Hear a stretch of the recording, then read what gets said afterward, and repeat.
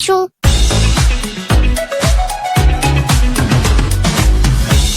Soyez les bienvenus. Nous sommes là depuis presque 5h30 du matin à préparer cette émission. Alors ça, ce genre de rire, je vais vous dire franchement, alors là. Julien Courbet de mytho. Soutenez-moi quand je mens comme ça, parce que sinon les gens vont croire. Je reprends. On la mettra pas au montage, celle-là. Bonjour à tous. Nous venons d'arriver il y a quelques secondes. Découvrons ce qui va se passer ce matin. Alors, il y a bien sûr Olivier Dauvert qui est avec nous, qui continue à piquer mes chemises et j'ai lancé cette mode il y a quelques temps. J'ai eu le malheur de lui dire où je les avais achetées. Maintenant, voilà. Mettez mes vestes. Ayez votre propre personnalité.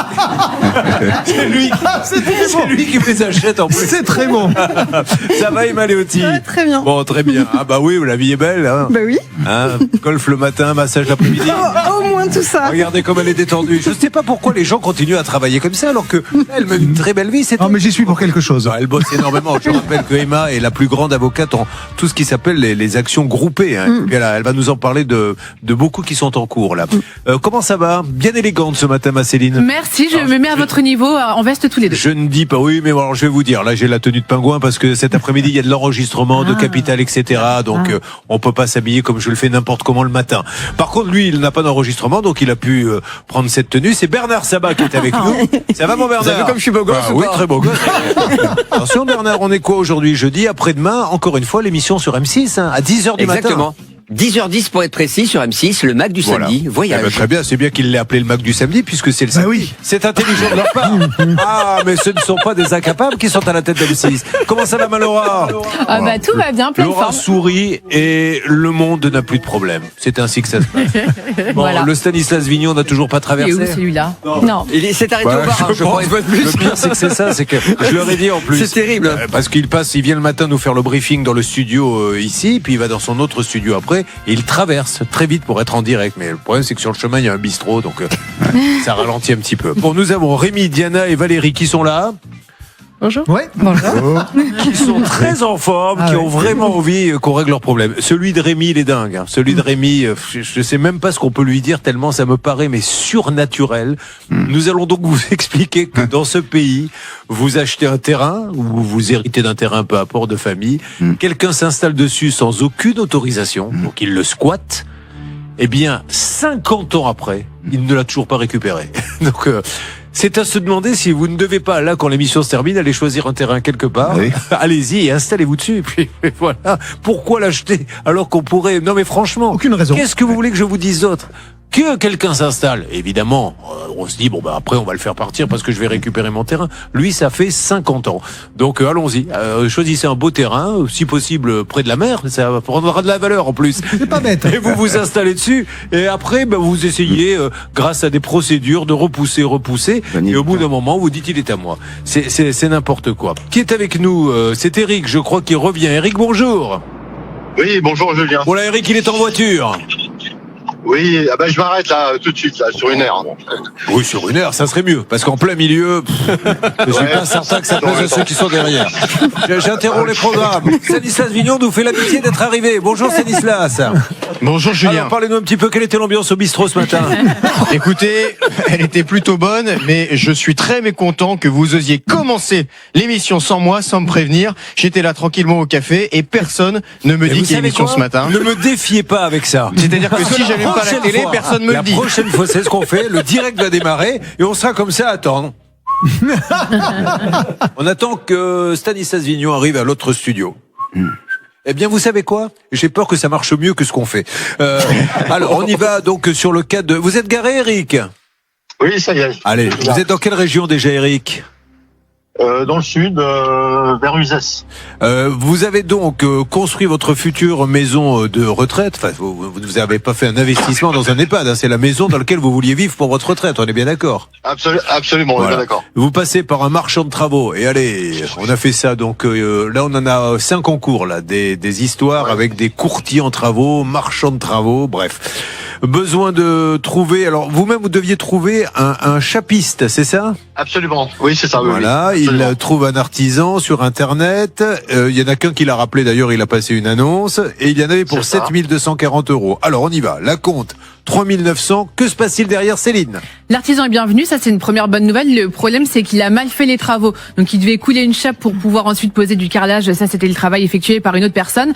Et l'artisan qui est venu pour le carrelage a dit écoutez, moi je fais rien du tout là-dessus. La chape qu'on vous a coulée c'est n'importe quoi, elle est même pas droite. Donc je ne peux pas travailler. Il y avait plusieurs travaux à faire. Le monsieur a commencé, il a mal fait. Il n'est pas revenu pour reprendre, il n'est pas revenu pour terminer.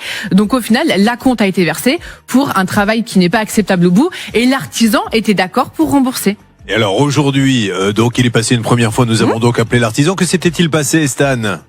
Malheureusement, il n'avait pas répondu, mais suite à l'émission, il a quand même écouté nos messages et il a envoyé un mail à notre ami Eric. Alors vous allez nous le lire, Eric. Il faut que j'arrête avec ce tic de faire des à chaque fois qu'on annonce un truc, je ne peux pas m'empêcher de faire il faut, dites-le moi dans ces cas-là. Qu'on essaie de se donner des petits tuyaux pour s'améliorer. Vous découvrez en live, donc au moins vous ne préparez pas, c'est de la prouve spontanéité. Que je m'écoute, ce qui n'était pas le cas pendant des années. Alors lisez-moi le mail, s'il vous plaît, monsieur. Alors, peut-être qu'Eric n'a pas le mail vous sous les l'avez yeux. pas. Alors tant pis pour vous. Nous, on peut vous le lire. Non, ne lis Je vais pas. pouvoir vous le dire en deux Vous mots. connaissez le principe, pas de mail, pas d'émission. Non, excusez-nous, vous êtes en voiture. Allez-y, s'il vous plaît, Stan. Bon, en deux mots, ce monsieur dit qu'il a été un petit peu surpris par l'appel d'Eric à notre émission, que néanmoins il comprend son énervement, que sa situation actuelle ne lui permet pas de rembourser Eric d'un seul coup, mais qu'il s'engage quand même à payer dès qu'il le pourra. Le souci, c'est que ça fait déjà 2 mois qu'il a reçu ce mail et toujours pas, ne serait-ce qu'un versement, qu'il ne paye pas en un coup, on peut comprendre, mais au moins qu'on mette en place un échéancier. Alors la bonne nouvelle, Emma, c'est que les écrits, que ce soit par texto et tout ça, c'est une reconnaissance de ce qu'il doit. Donc, si jamais ça n'avance pas, est-ce qu'avec ces textos, ces échanges, il pourra aller devant une juridiction compétente? Car vous l'avez compris, c'est un nouveau Julien Courbet qui vous parle, très statutaire, très présentation du journal. Pouvez-vous nous en dire plus, s'il vous plaît, Emma Léoty? Oui, effectivement, Julien, c'est un faisceau d'indices. Vous n'êtes pas obligé de faire le sketch. Chacun à sa place, celle-ci. Oui. Et donc, c'est un faisceau d'indices qui permet, en fait, d'obtenir qui permet, en fait, devant une juridiction, de consacrer le fait que l'artisan a reconnu son droit, et a reconnu le fait qu'il allait rembourser. Donc, en l'occurrence, il va falloir se servir de toutes ces preuves. Je pense que nous l'appelons, s'il vous plaît, Stan. Exactement. Et j'en profite pour dire à Karine Garcia, Célia Oprandi, Pascal Normand, Thomas Renard, 4 envoyés spéciaux ce matin sur le terrain pour vous, toujours plus pour essayer de faire avancer vos dossiers. Allez, ça sonne. Donc nous allons demander. C'est Johan, je crois, le monsieur. C'est bien ça à qui nous. Tout à fait. C'est ça. D'accord. Alors, je lui relaisse un message donc à Johan. Oui, allô? Oui, à Johan, bonjour Johan. Julien Courbet, la télévision M6. De rien, et joyeux Noël à vous aussi, monsieur Johan. Bon, voilà, quelqu'un qui avait envie de dialoguer, envie de parler, il est normal que je lui consacre un petit peu de temps pour l'écouter. Allez, on rappelle une deuxième fois et on lui laisse un message. Mais c'est fou ça, parce que ça veut dire, j'ai aucune. Au contraire, il aurait pu dire, mais j'ai bien entendu ce que vous m'avez dit, je compte régler le problème et tout, mais ça veut dire qu'il a peut-être pas très envie de payer non plus. Hein. On lui laisse un message. C'est un professionnel que nous appelons. Comment s'appelle la boîte, Stan? Elle s'appelle, alors ne bougez pas, j'ai changé de C'est un drôle fiche de nom de entre temps. boîte. Voilà, elle s'appelle Entreprise Zitouni. Zitouni, d'accord. Oui. Alors on va laisser un message à l'entreprise Zitouni. Encore une fois, on est là pour dialoguer, ça se passait bien. J'allais remercier ce monsieur pour lui dire bravo d'avoir relancé le dialogue avec votre client. Bon, l'entreprise Zitouni, Julien Courbet à l'appareil. Nous sommes sur M6 en direct, monsieur. Dans un premier temps, je vous appelais pour vous remercier d'avoir écouté notre message et d'avoir rappelé votre client et d'avoir trouvé un accord avec lui. J'ai vu que vous lui avez envoyé un email. Le problème, c'est que dans cet email, vous lui faites une promesse de paiement et il attend toujours, il ne s'est rien passé. Donc monsieur Zitouni, encore une fois, ne passez pas par nous, appelez-le directement et mettez-vous d'accord, mais commencez par lui donner quelque chose parce qu'il commence à trouver le temps un peu long. Voilà, on y revient donc la semaine prochaine, il nous dira si vous l'avez recontacté. On fait ça, monsieur le maire? Oui, parfait. Vous dites quelque chose à monsieur Zitouni parce que, voilà, laissez-lui un petit message si vous voulez, là, il vous écoute. Simplement, s'il peut me tenir informé, et puis voilà, me dire quelles sont ses intentions, tout simplement. Après, on peut s'arranger effectivement. Non, mais on peut s'arranger ou il peut dire je ne paierai pas et donc tribunal. Il y a des échanges qui prouvent. Absolument. Mais voilà, il y a des échanges qui prouvent qu'il vous doit l'argent. Oui, Céline Collonges, journaliste. Ce qui est quand même très dérangeant dans ce dossier, c'est qu'on sait que ce monsieur Yohan continue de prendre des chantiers. On l'avait appelé, nous, dans le cadre de l'enquête avec le journaliste en charge de ce dossier. Effectivement, il prenait encore des chantiers. Et surtout, au mois de septembre dernier, il a créé une autre entreprise dans le même domaine avec le nom de sa femme. Donc, je ne comprends pas cette multiplication de sociétés dans le bâtiment si derrière on prend des acomptes et qu'on ne fait pas le travail ou pas correctement. Monsieur Zitouni, rappelez-le, réglez ce problème avant que ça creuse, que ça pèle de tous les côtés. Il est du côté de Huchot, pour qu'il n'y ait pas de confusion. Un dernier mot avec vous, Emma? Oui, je pense qu'il devrait y avoir une évolution législative sur le sujet. On devrait ne pas devoir passer par un tribunal et perdre beaucoup de temps. Et il devrait seulement sur la base, comme une injonction de payer, en fait, on devrait obtenir un titre exécutoire pour aller plus vite. Vous avez entièrement raison. Je vous tiens au courant. Vous m'appelez aussi, comme ça. S'il vous appelle et que vous réglez le problème, vous me tenez au courant. On n'aura pas à le rappeler. Je compte sur vous. Merci beaucoup. Entendu. Merci Allez, à vous, Julien. nous allons continuer. On rappelle qu'il y a un super capital dimanche soir. Il va concerner notamment notre Olivier Dauvert, le robot aspirateur laveur. Vous en avez un, Diana? Oui. Ah, ben voilà, les robots. Pardon? Comme elle travaille dans le domaine du nettoyage, c'est son métier. Elle en Mais a bien sûr. Pour un usage personnel plutôt, parce qu'à la maison, c'est toujours Sinon, elle n'aurait pas d'employé. Elle peut en avoir plusieurs, même pour bosser avec, chez ses clients. Je ne sais pas si c'est une bonne chose que Céline prenne la parole comme ça, sans qu'on lui demande, Stan. Vous y réfléchirez, vous ferez une réunion là-dessus? On va faire en sorte de pouvoir un petit peu plus moduler son micro. Votre maison tout confort à petit prix, quelles sont les innovations qui vous changent la vie avec des cuisines aussi à moins 80%? Voyons maintenant celui que l'on appelle le sultan des rayons. J'ai nommé Olivier Dauvert avec une alerte promo tomate. oui, attention. Alerte tomate. Attention, quelque chose que vous n'avez jamais vu. J'espère que vous allez tous profiter de cette promo qui arrive. Ça se passe jusqu'à demain, jusqu'à après-demain, pardon. Vous voyez, ça marche. Ah oui, Et ça- je pense qu'on tient un truc Mais ça va avec encore le plus loin que d'habitude. avec le bêtisier là, parce que en fait c'est une consommatrice ou un consommateur, d'ailleurs je ne sais plus pardon si c'est un homme ou une femme, dans un Carrefour Market. On est en région parisienne, alors on est autour de Vélizy. Je vous dis pour que ça soit pas l'émeute quand même, parce que voilà, qui m'a envoyé ça et en me disant est-ce que vraiment ça vaut le coup que j'y aille. Bon, il y était déjà, donc je lui ai dit profitez-en, achetez donc ce kilo de tomates à 2,98 € par rapport à 2,99 €. Non mais c'est toujours très fascinant de voir comment cette prise de recul que nous on a immédiatement. Si vous me permettez, Olivier, ce qui est fascinant, c'est pas qu'il y ait 0,1, ça c'est une erreur, mais c'est qu'il y ait en haut 0,01. Oui. Parce que c'est Mais c'est l'IA, quoi? ils ont dû demander à l'IA, fais-moi une affiche avec une promo de temps, et non. Sans même parler d'IA, c'est de l'informatique, c'est-à-dire on a dit. Mais ils passent devant tous les... Mais C'est ça qui est dingue. Moi qui passe la moitié de ma vie en rayon quand je suis pas ici avec vous, Julien, j'en vois tellement, j'en fais mon miel. J'appelle ça le bêtisier de la consommation. Mais allez-y, continuez à m'envoyer ça parce que accessoirement, ça aidera les enseignes à se relire, à faire attention, parce que quiconque de sensé quand il voit ça ne peut pas dire que c'est pas une bêtise ou une erreur. Et évidemment, ça n'a aucun sens commercial. Mais voilà, je voulais vous faire Non mais partager quand ça. c'est sur le rayon, vous savez, la petite étiquette, on se dit, ils peuvent pas tout vérifier. Mais là, ils en font un panneau de Il y a carrément. quelqu'un qui est venu le poser parce qu'il faut imaginer que c'est pas le Saint-Esprit, vous l'écrivez comme vous voulez, qui vient poser l'affiche dans le rayon, c'est un homme ou une femme et il y a le directeur qui passe devant plein de fois dans la journée, bien sûr. Je ne mets pas en cause que l'employé, bien évidemment, et même plutôt son chef qui ne lui a pas appris à regarder ce qu'il faisait. Donc voilà. Et je connaissais pas la tomate côtelée, dis donc. Alors, c'est les tomates un peu anciennes. Vous savez, historiquement, on vendait de la tomate ronde classique. Ensuite, on vous les a vendues en grappe. Pourquoi on vous les a vendues en grappe? Parce que la grappe, c'est le support de l'odeur. Je sais pas si vous avez déjà fait attention à ça. Quand vous prenez une grappe de tomate dans un supermarché, L'odeur ça vient sent du... plus- Ah oui. Elle vient de ce qu'on appelle la grappe, la rafle, c'est-à-dire la partie végétale. Et donc, ça dit à votre cerveau que c'est une meilleure tomate que celle que vous achèteriez sans la grappe. Et puis ensuite, les grappes sont devenues banales. Aujourd'hui, il y en a partout. Et donc, pour créer encore un niveau de qualité supérieur, on a fait ces tomates côtelées qui ressemblent aux tomates à l'ancienne, aux tomates qui sont non calibrées, aux tomates de votre grand-mère Julien, qui étaient pas aussi parfaites que les tomates d'aujourd'hui. Donc, voilà, la tomate côtelée, c'est un peu le retour de la tomate ancienne en version moderne. Nous allons attaquer nos 4 cas. Juste une petite parenthèse, Bernard Sabat, est-ce qu'on vous a défoncé votre voiture hier soir? Parce que lui, à chaque fois qu'il y a un match, vous savez, il y a quelques débordements, il renverse les voitures et tout, et à chaque fois, c'est quelqu'un de sa famille qui prend. La dernière fois, c'est son fils, il s'est retrouvé avec la Smart à l'envers. Là, il n'y a rien Oui. eu. Non, cette fois-ci rien, parce que dans tous les cas, ils avaient décidé de pas attaquer le 17e arrondissement. Par contre, j'aurais donné votre adresse pour la prochaine fois, pour la finale. Vous avez bien fait. Moi, c'est un vélo, donc ils peuvent toujours le mettre à l'envers. Allez, l'histoire de Rémi qui est complètement dingue. 50 ans que le terrain est squatté et il ne peut rien faire. Et il se dit, mais dans ces cas-là, on peut faire n'importe quoi dans ce pays. Diana, elle n'arrive pas à se faire payer. Nous aidons les professionnels qui ont des soucis aussi. Valérie, une histoire de dette. Des envoyés spéciaux, il y en aura 3 tout au long de la matinée, entre 10h et midi. Merci d'être avec nous pour nous joindre et pour nous aider dans tous les dossiers. Ça peut vous arriver, @rtl.fr. On revient dans une seconde. Ne bougez pas. Ça peut vous arriver, revient dans un instant. Michou. Julien Courbet.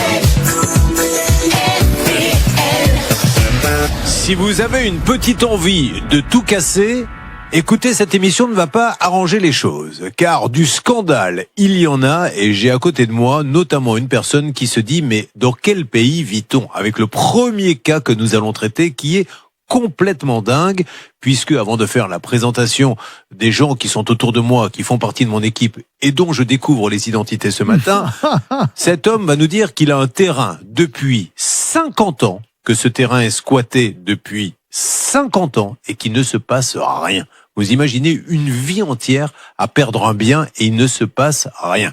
C'est bien le 10h midi que vous écoutez et vous êtes sur RTL. 10h midi sur RTL. Avec la salle des appels et avec un énorme dispositif ce matin sur RTL, puisque Karine Garcia, Célia Oprandi, Pascal Normand, nos envoyés spéciaux sont déjà sur place en Moselle, dans les Yvelines, en Ille-et-Vilaine. Nous avons sur place ici Bernard Sabat, Laura Uricel, Stanislas Vignon. Bonjour à tous les trois.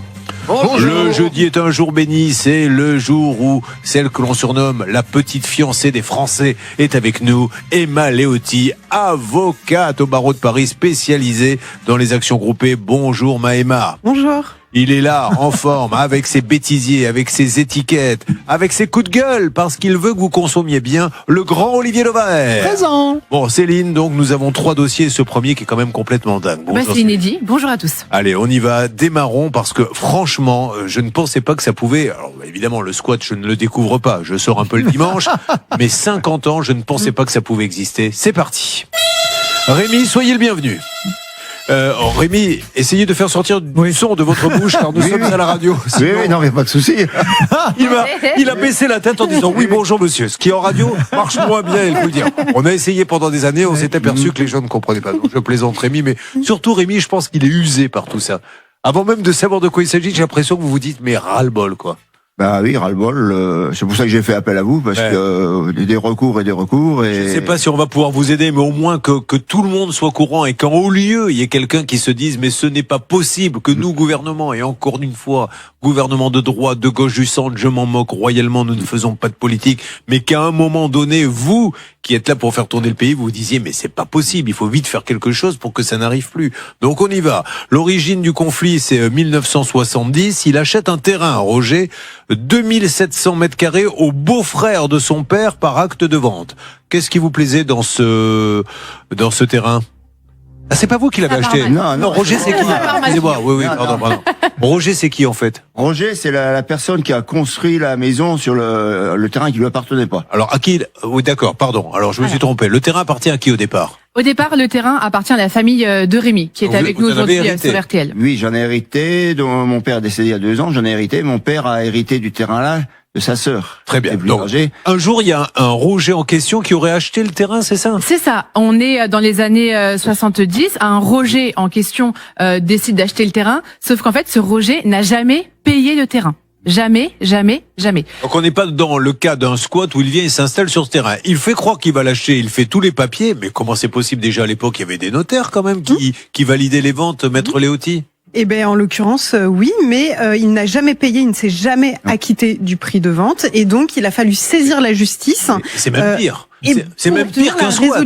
Parce qu'un squat, personne ne peut rien faire. Vous venez, vous vous installez. Là, vous allez chez le notaire, dont le métier est de verrouiller la vente. D'ailleurs, c'est obligatoire d'aller chez un notaire. On ne peut pas faire de vente sans passer par lui. Et il accepte de signer un acte de vente, le notaire. Dites-moi si je dis une bêtise. Il accepte de signer un acte de vente sans avoir les fonds. C'est bien ça. Mais en l'occurrence, c'est le cas. Alors, ce sont des actes qui sont très anciens et très vieux, mais on a toutes les décisions, notamment le jugement du TGI de Metz, où, en l'occurrence, il a fallu faire une résolution de la vente parce que le prix n'ayant pas été payé. On n'est pas au 18e siècle non plus, c'est en 1970. Je vous rappelle que j'étais déjà vivant. Hein. Vous dites que c'est très vieux, vous allez vous calmer un petit peu aussi, quoi. Bon, alors, mais c'est fou. Enfin, vous vous rendez compte. Donc, le notaire accepte que la vente soit faite sans toucher, et donc ce monsieur, il va construire sa maison. C'est ça, ce monsieur va construire sa maison, ce Roger, donc il est là pendant plus de 30 ans. Roger va décéder et le fils de Roger, qui s'appelle Patrick, va se dire moi je vais habiter dans cette maison. Donc aujourd'hui, on a un Patrick qui habite dans la maison, il habiterait seul, il a 63 ans. Elle a jamais été payée. Et non. Le terrain. Non. Le terrain. C'est quand même complètement fou. Et donc il a été en justice et il a gagné. Non, c'est très très compliqué. Là aujourd'hui, il n'y a pas eu encore cette décision de justice, si je ne m'abuse. Il y a des discussions pour savoir comment est-ce qu'on peut s'arranger. Sachez que Rémi, qui est sur notre plateau aujourd'hui, paye la taxe foncière de ce terrain. Toute la famille de Rémi, depuis les années 70, paye la taxe foncière pour ce terrain. Et la personne qui a construit sa maison dessus ne paye rien à part ses frais de la vie quotidienne. 56 ans qu'une maison a été construite, le terrain n'a pas été payé et lui continue à payer les taxes. Parce qu'il est considéré comme propriétaire. Mais bien sûr. Mais même la taxe de logement vacant, là. Mais oui. Alors qu'il n'est pas vacant. Parce que, en plus, et ça c'est fantastique, parce que comme en plus, le logement est censé être libre, on lui dit vous ne le louez pas à quelqu'un, donc vous payez une taxe. On paye une taxe quand on a un logement qu'on n'occupe pas. Non mais c'est quand même merveilleux. Donc, gagnant l'État, puisqu'il touche des taxes, etc. Gagnant le monsieur, parce qu'il vit dans une maison sur un terrain qu'il n'a jamais payé. Perdant, le couillon habituel de l'émission, mais c'est ça. Mais ce n'est que ça, je suis désolé. Le couillon, c'est celui qui est honnête et qui n'a rien fait. Voilà, mettez-nous la Marseillaise, allons-y. Merci la France. Rémi vous remercie de laisser quelqu'un vivre sur un terrain qu'il n'a jamais payé depuis 50 ans. Alors malheureusement, c'est moins... souvent je dis, faites comme lui, après tout. Mais ça serait quand même plus compliqué parce que là, vraiment, le notaire a fait une erreur incroyable. Ah, c'est pas la problématique du notaire. En réalité, votre prédécesseur a tout à fait le droit et la possibilité de faire casser cette vente. Moi, je tiens à préciser que la propriété donc du terrain emporte la propriété du dessous et du dessus. C'est le code civil. Il y a une notion en droit qui s'appelle l'usucapion. L'usucapion, c'est une carte Pokémon également. Pas du tout. Oh, pardon. C'est ce qu'on appelle la possession acquisitive. Lorsqu'on est de bonne foi, on peut acquérir une propriété au bout de 10 ans. Lorsque l'on est de mauvaise foi, au bout de 30 ans. Mais tout ça, c'est très dur à prouver. Il va falloir apporter plein de preuves, ce qu'on n'a pas forcément dans le dossier. Voilà, pour obtenir cette prescription acquisitive au bout de 30 ans. C'est complètement fou. Bon, Stan, comment fait-on? Alors, aujourd'hui, quand vous dites à ce monsieur, est-ce que vous vous rendez quand même compte, gentiment, que vous êtes dans une maison que le terrain n'a jamais été payé? Vous le savez qu'il n'a jamais été payé. Payez-le moi, qu'on n'en parle plus. Qu'est-ce qu'il vous dit? Non, il veut bien m'acheter le terrain à un prix dérisoire, mais il m'a dit, de toute façon... Combien il veut vous l'acheter? Il me donnait 40 000 euros du terrain. Mais vaut combien? Je me rends pas compte, moi. Ça vaut combien un terrain comme ça? Moi, j'ai jamais eu vraiment d'estimation d'agent immobilier. Vous voulez combien, vous? 95, 100 000. D'accord. Oui, vous avez quelle surface? 2000 et quelques. C'est quand même pas... Il est bien placé, il est où, là? Oui, il est en périphérie de métropole de Metz. Ah oui, en périphérie, je comprends. Ah oui, bien sûr. Et de la commune là, il n'y a plus beaucoup de terrain à bâtir. Mais le problème, comme le terrain est occupé, il n'y a pas de promoteur qui se lance dessus parce que pour arriver à faire partir l'occupant. Et vous faites quoi dans la vie, monsieur? Moi, je suis salarié agricole. Donc vous en auriez besoin en plus de cet argent, je suppose. Oui. Et le problème, c'est que ça nous coûte de l'argent, l'héritage là. Si pendant que le monsieur s'en va en vacances, parce que c'est là où ça devient complètement dingue. Le monsieur s'en va en vacances, après tout, il est chez lui puisqu'il paie les taxes. Il vient, il s'installe dans la maison et il dit voilà, maintenant j'habite là. Mais c'est ça va se retourner contre lui si jamais la personne l'attaque. Emma Leotti. Ah oui, tout à fait. Et en l'occurrence, il faut. Alors, je tiens quand même à apporter une précision. Le paiement des taxes foncières par vos soins n'est pas forcément une preuve de la propriété. Ça veut dire que c'est uniquement un acte juridique. Néanmoins, vous avez. Donc ça, c'est la jurisprudence. Néanmoins, vous dans le dossier, vous avez donc un acte notarié. Vous avez hérité de votre père. Et en l'occurrence, il est bien noté que vous avez acquis l'origine de la propriété et que le terrain vous appartient. Voilà. Bon, Karine, vous êtes sur place, prête à intervenir. Dites-nous un petit peu ce qui se passe là-bas côté RTL. Écoutez, je suis dans un petit village à côté de Metz, devant cette grande maison et ce magnifique terrain très très bien entretenu en tous les cas. Merci pour cette belle intervention, Karine. Maintenant que nous savons que la pelouse a été tondue, est-ce que vous pensez que vous allez pouvoir faire quelque chose? Écoutez, je ne sais pas parce qu'il y a juste un petit portillon en bois, il n'y a pas d'interphone, il n'y a pas de sonnette, donc je pense que le you. Eh ben oui, il va falloir. C'est, vous le savez, contractuel, lorsque l'envoyé spécial n'a pas les moyens de sonner ou de téléphoner, il doit faire un you. Bon, allez, on y va dans une seconde, mais encore une fois, je vais vous donner la parole, Olivier. En haut lieu, on ne persifle pas. Nous, on n'est pas là. On n'a aucun intérêt à taper sur l'État, sur les décisions. On est là pour que les choses bougent. Mais si quelqu'un en haut lieu entend cette émission et veut venir en discuter avec nous et nous dire qu'est-ce que l'on fait quand on est un honnête agriculteur comme ça, qu'on a un terrain que quelqu'un s'installe dessus, ne le paie pas, qu'est-ce qu'on fait au bout de 53 ans? Parce que je pense que tous ceux qui nous écoutent sur RTL ont envie de savoir. Olivier Dauvert prend la parole, sa parole est toujours d'or, vous le savez. En tant que spécialiste des accents et de la prononciation ici, je voudrais nous excuser tous, on ne dit pas Metz, on oublie le T, on dit Metz, comme les Messins, parce qu'on est nombreux, moi aussi d'ailleurs, à faire l'erreur. Donc comme on l'a tous fait, on dit pas Metz, hein, on dit Metz, vous êtes d'accord? Oui, voilà. Parce qu'ils sont très susceptibles là-dessus, les Messins. Voilà. Il vous torpille bien l'émission là, Stan, vous qui êtes en retard. Stan était juste en train de me dire actuellement, attention au niveau du timing, on est très serré là, mais ça aide bien ce qu'il fait là. Oui, tout à fait, c'est bien. Allez-y, repoussons encore l'appel. De toute façon, c'est pas ce que les gens attendent. On se retrouve dans quelques instants et une nouvelle fois, je suis obligé de vous présenter mes excuses au nom de la direction d'RTL. À tout de suite. Est-ce qu'on a des photos ou pas du tout du lieu, etc. On peut regarder un petit peu, s'il vous plaît. On a la maison, on a des photos qui ont été prises par notre Karine Garcia ce matin. Voilà. Alors, c'est lequel le terrain? C'est là où il y a la haie? C'est tout l'ensemble où il y a la haie et puis les petites dépendances à côté. Tout ça, c'est le terrain. Tout ça, c'est le terrain. Il est bien là, il a une belle maison, il a une belle haie. Vous voyez, en 50 ans, il a acheté ses reins, il l'a pas payé. Et il a pu construire des petites dépendances et compagnie. Il va savoir, même s'il y a des permis pour les dépendances, je n'en sais pas. Je sais pas. Mais apparemment, ce monsieur, il a quand même tendance, il fait un peu ce qu'il veut. Parce que, voilà. Alors, c'est son fils, hein, pour être précis. Ouais, qui habite actuellement là. C'est le depuis maire. Combien de temps il y est le fils? Ça fait 5 ou 6 ans. D'accord. Parce que moi, j'ai rencontré, il m'a dit, j'ai hérité de la maison de mon père. Alors, et le maire, il dit quoi? Vous les avez été le voir, oui, une mairesse, j'ai été la voir, et c'est un monsieur un peu spécial.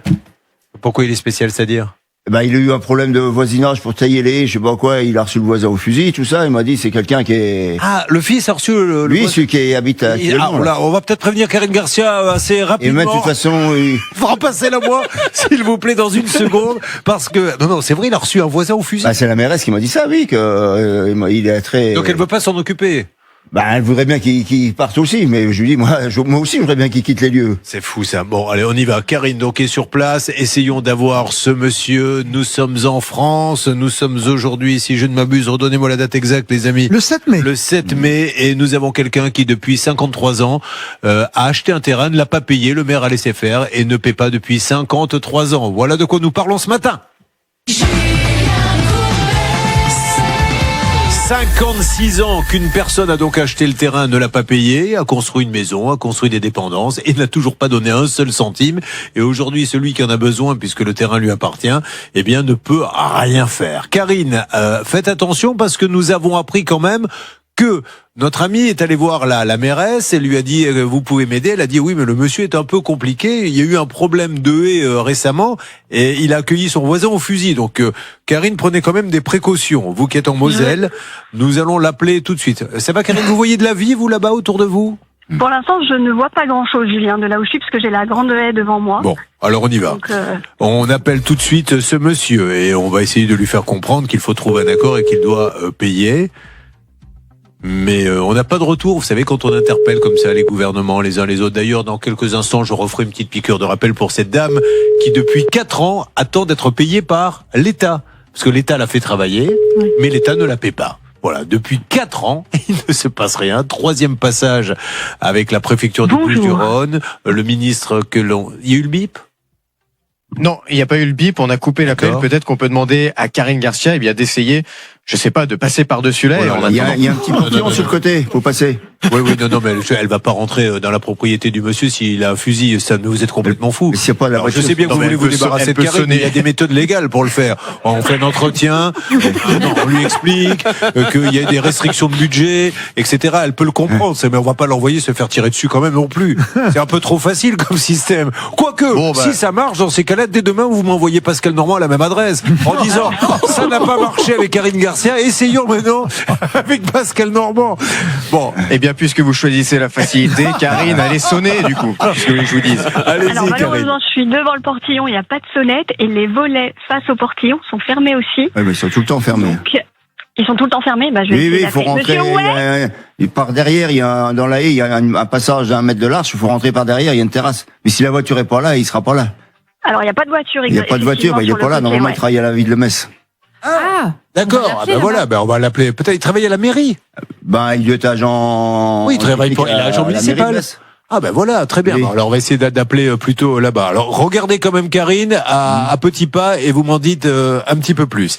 On avance avec le cas complètement fou de Rémi. Dans une seconde, le cas de Diana. Encore, je ne comprends pas. C'est un monsieur qui a pignon sur rue, qui ne conteste pas en plus votre travail, mais qui ne paie pas. Mais entre-temps, les gens se disent, oh là là, ces cas, on s'en fout, ce qu'on veut, c'est Exact. d'ovaire. Et je leur dis, non, attendez, c'est quand même, excusez-nous, on a fait l'émission pendant 25 ans sans d'ovaire, on peut pas tout balayer comme ça, je veux bien le prendre un peu. On va y aller petit à petit. Question pour Olivier Dauvert. La question est la suivante. Est-ce qu'il est normal, alors, je comprends, parce qu'il y a une génération qui travaille au chèque, et puis il y a maintenant une génération qui travaille à la carte bancaire, puis maintenant il y a une nouvelle génération qui travaille au téléphone. Et des Exactement. commerçants n'acceptent plus les chèques. Exactement. C'est une question qui revient souvent parce que on la voit sur les façades des magasins régulièrement. Vous voyez des petites affiches, des petites affichettes qui disent que en raison de la recrudescence des chèques volés, c'est-à-dire on prend une situation qui est réelle, parce qu'objectivement, c'est vrai qu'il y a beaucoup de chèques volés. Le commerçant dit, vu qu'il y a beaucoup de chèques volés, nous n'acceptons plus les chèques. A-t-on le droit ou pas de refuser les chèques?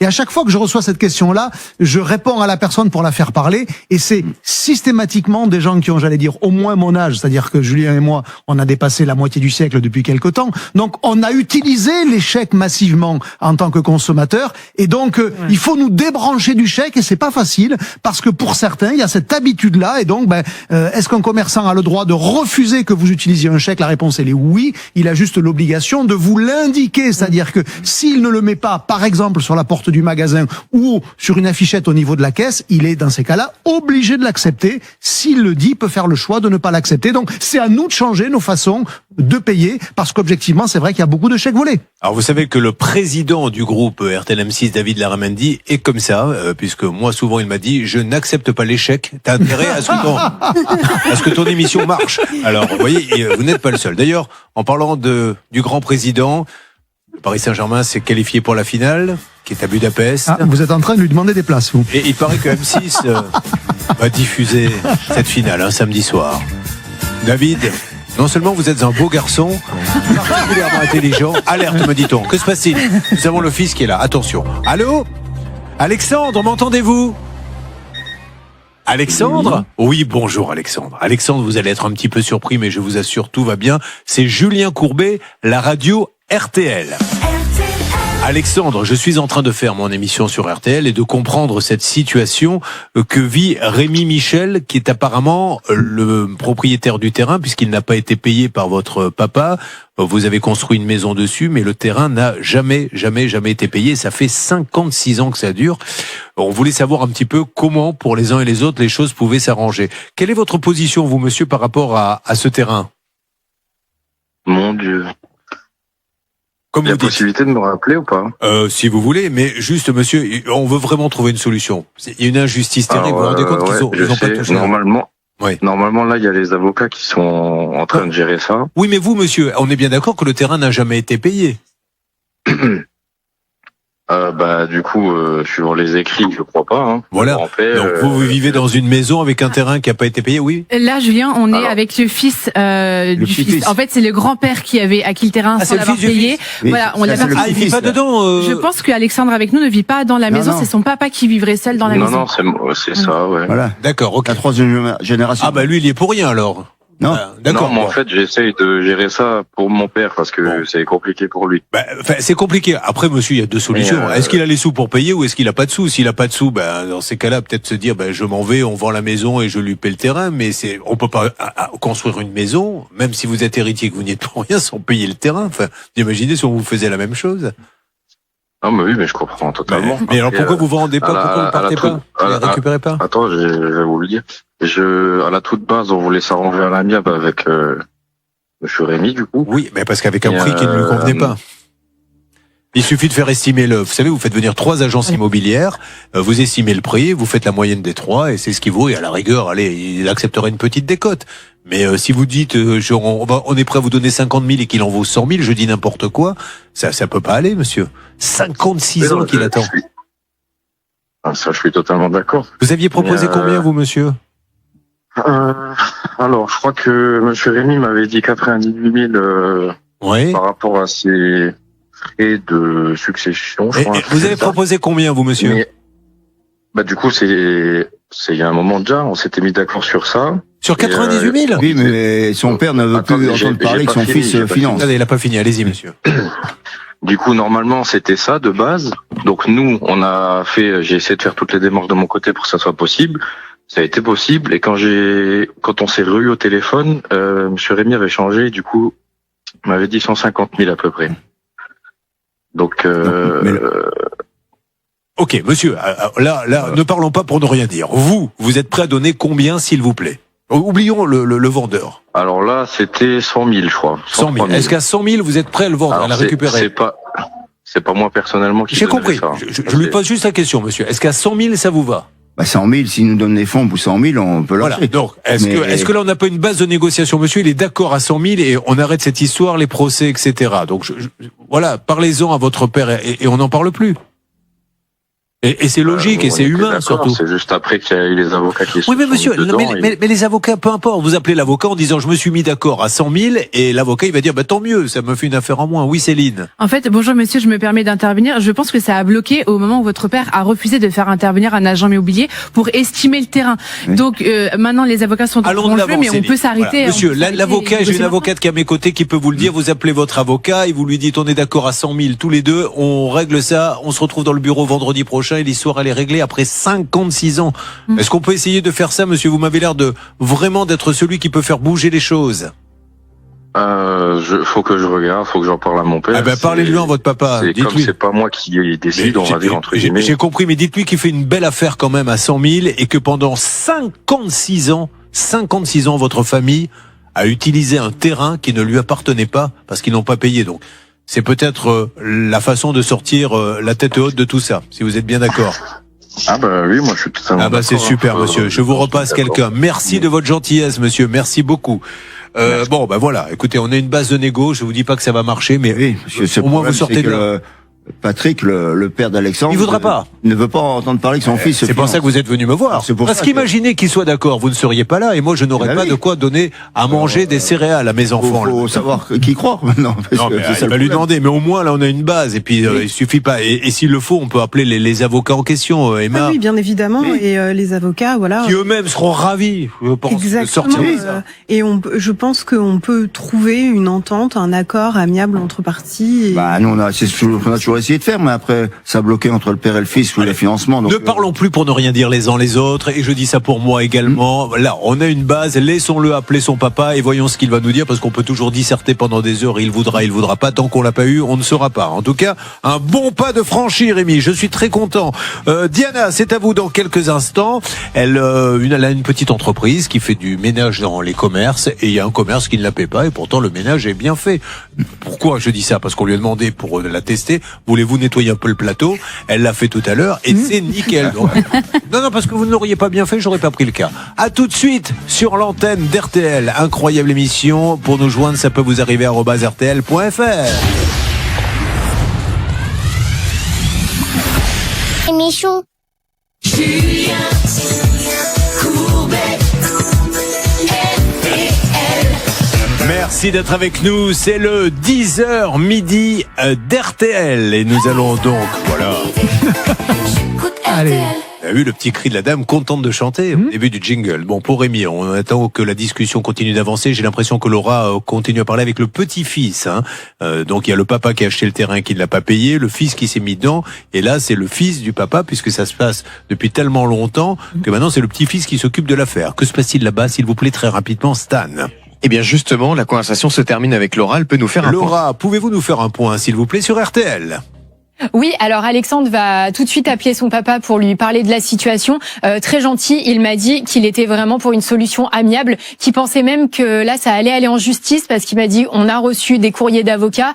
Donc nous, on avait pris aussi un avocat. On veut vraiment éviter la procédure. Donc il est pour donc cet arrangement à 100 000 euros. Il va en parler à son papa. Il doit me rappeler et me tenir au courant. J'entends ce que dit ce monsieur, mais il dit nous on ne veut pas aller au tribunal, on a dû prendre un avocat, mais il a pris un avocat parce qu'il n'y a pas d'argent. Enfin, à un moment donné, s'il dit, il appelle tout simplement en lui disant on va vous racheter le terrain, mettons-nous d'accord pour un prix, il n'y a pas besoin d'aller en justice, c'est ça que je ne comprends pas.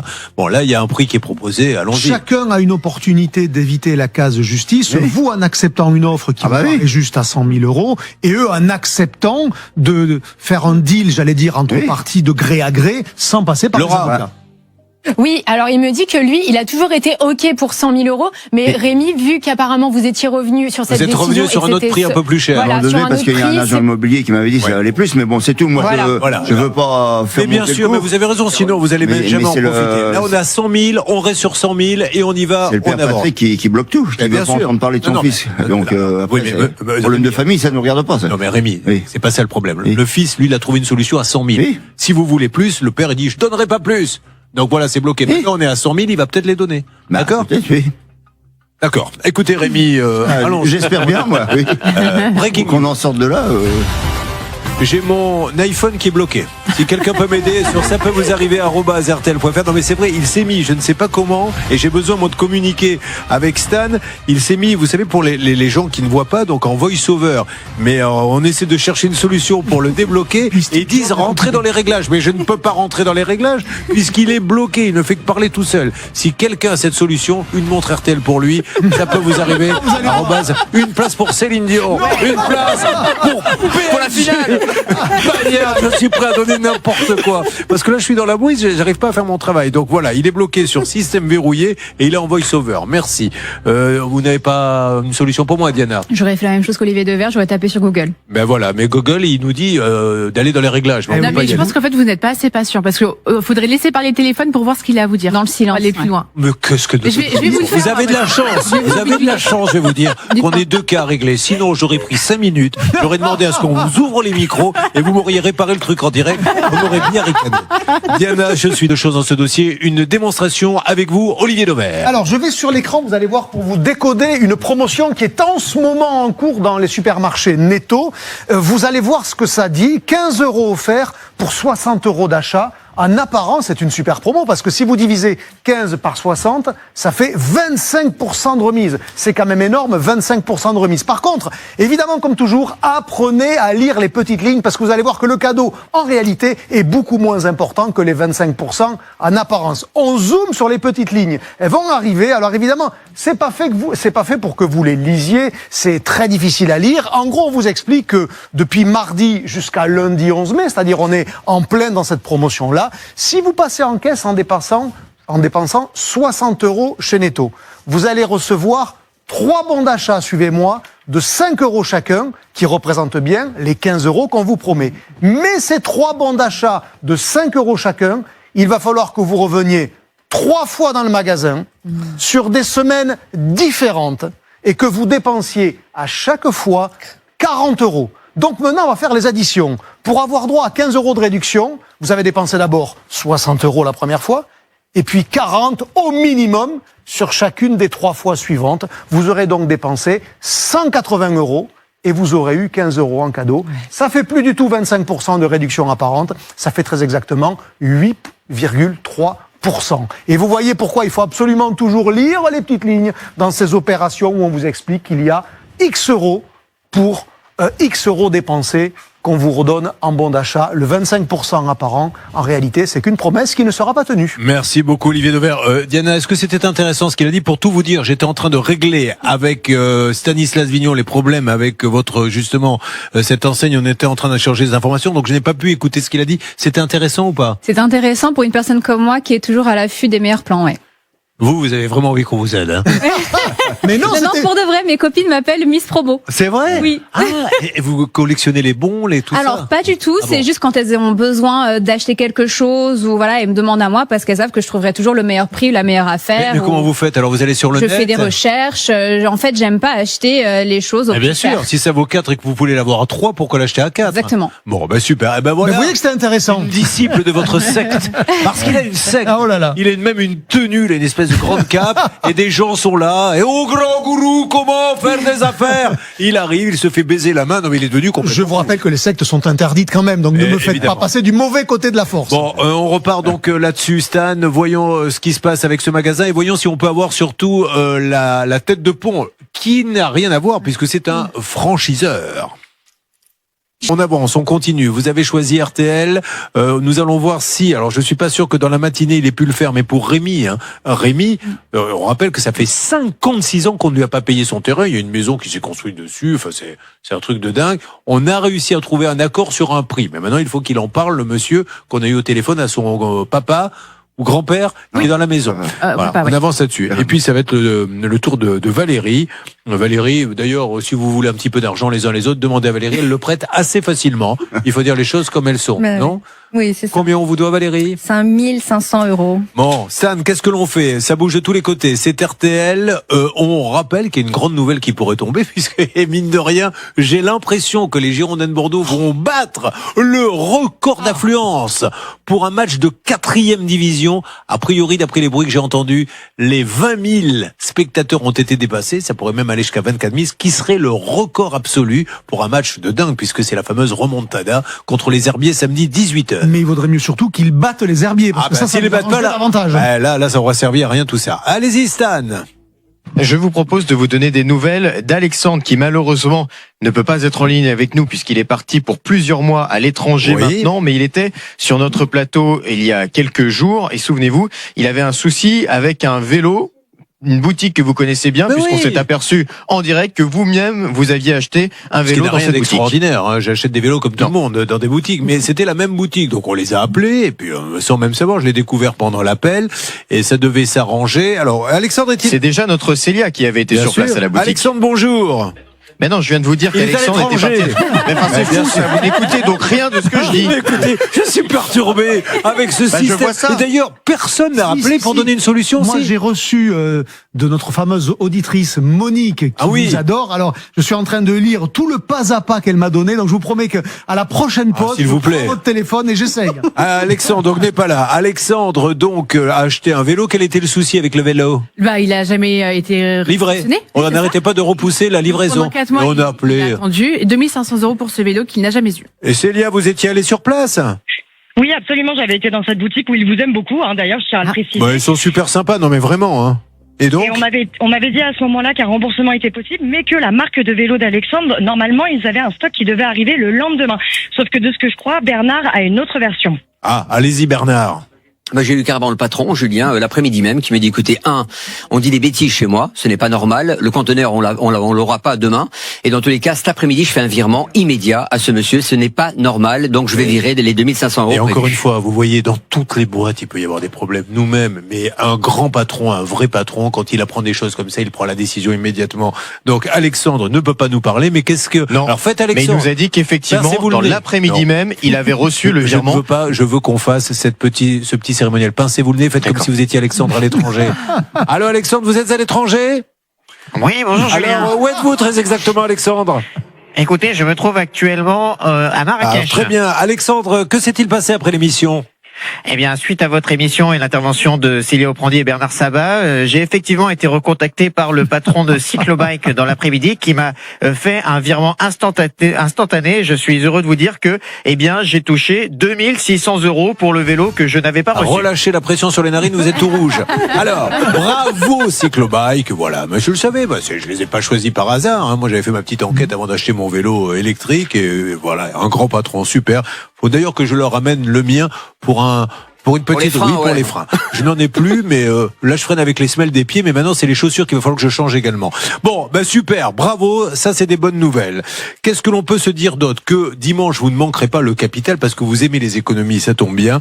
Eh bien, on va parler de tout ce qui change vraiment la vie dans le confort de votre maison, mais à petit prix. Les robots aspirateurs, laveurs, les ventes s'envolent, ils montent les marges, tout ça, mais est-ce que c'est vraiment un gain d'argent ou une perte de temps? Les pergolas, le business est dingue, ils se tirent la bourre pour faire les pergolas les moins chers, et puis des cuisines à moins 80%, des robinets, des parquets bradés, enquête sur la filière secrète des matériaux à prix cassés.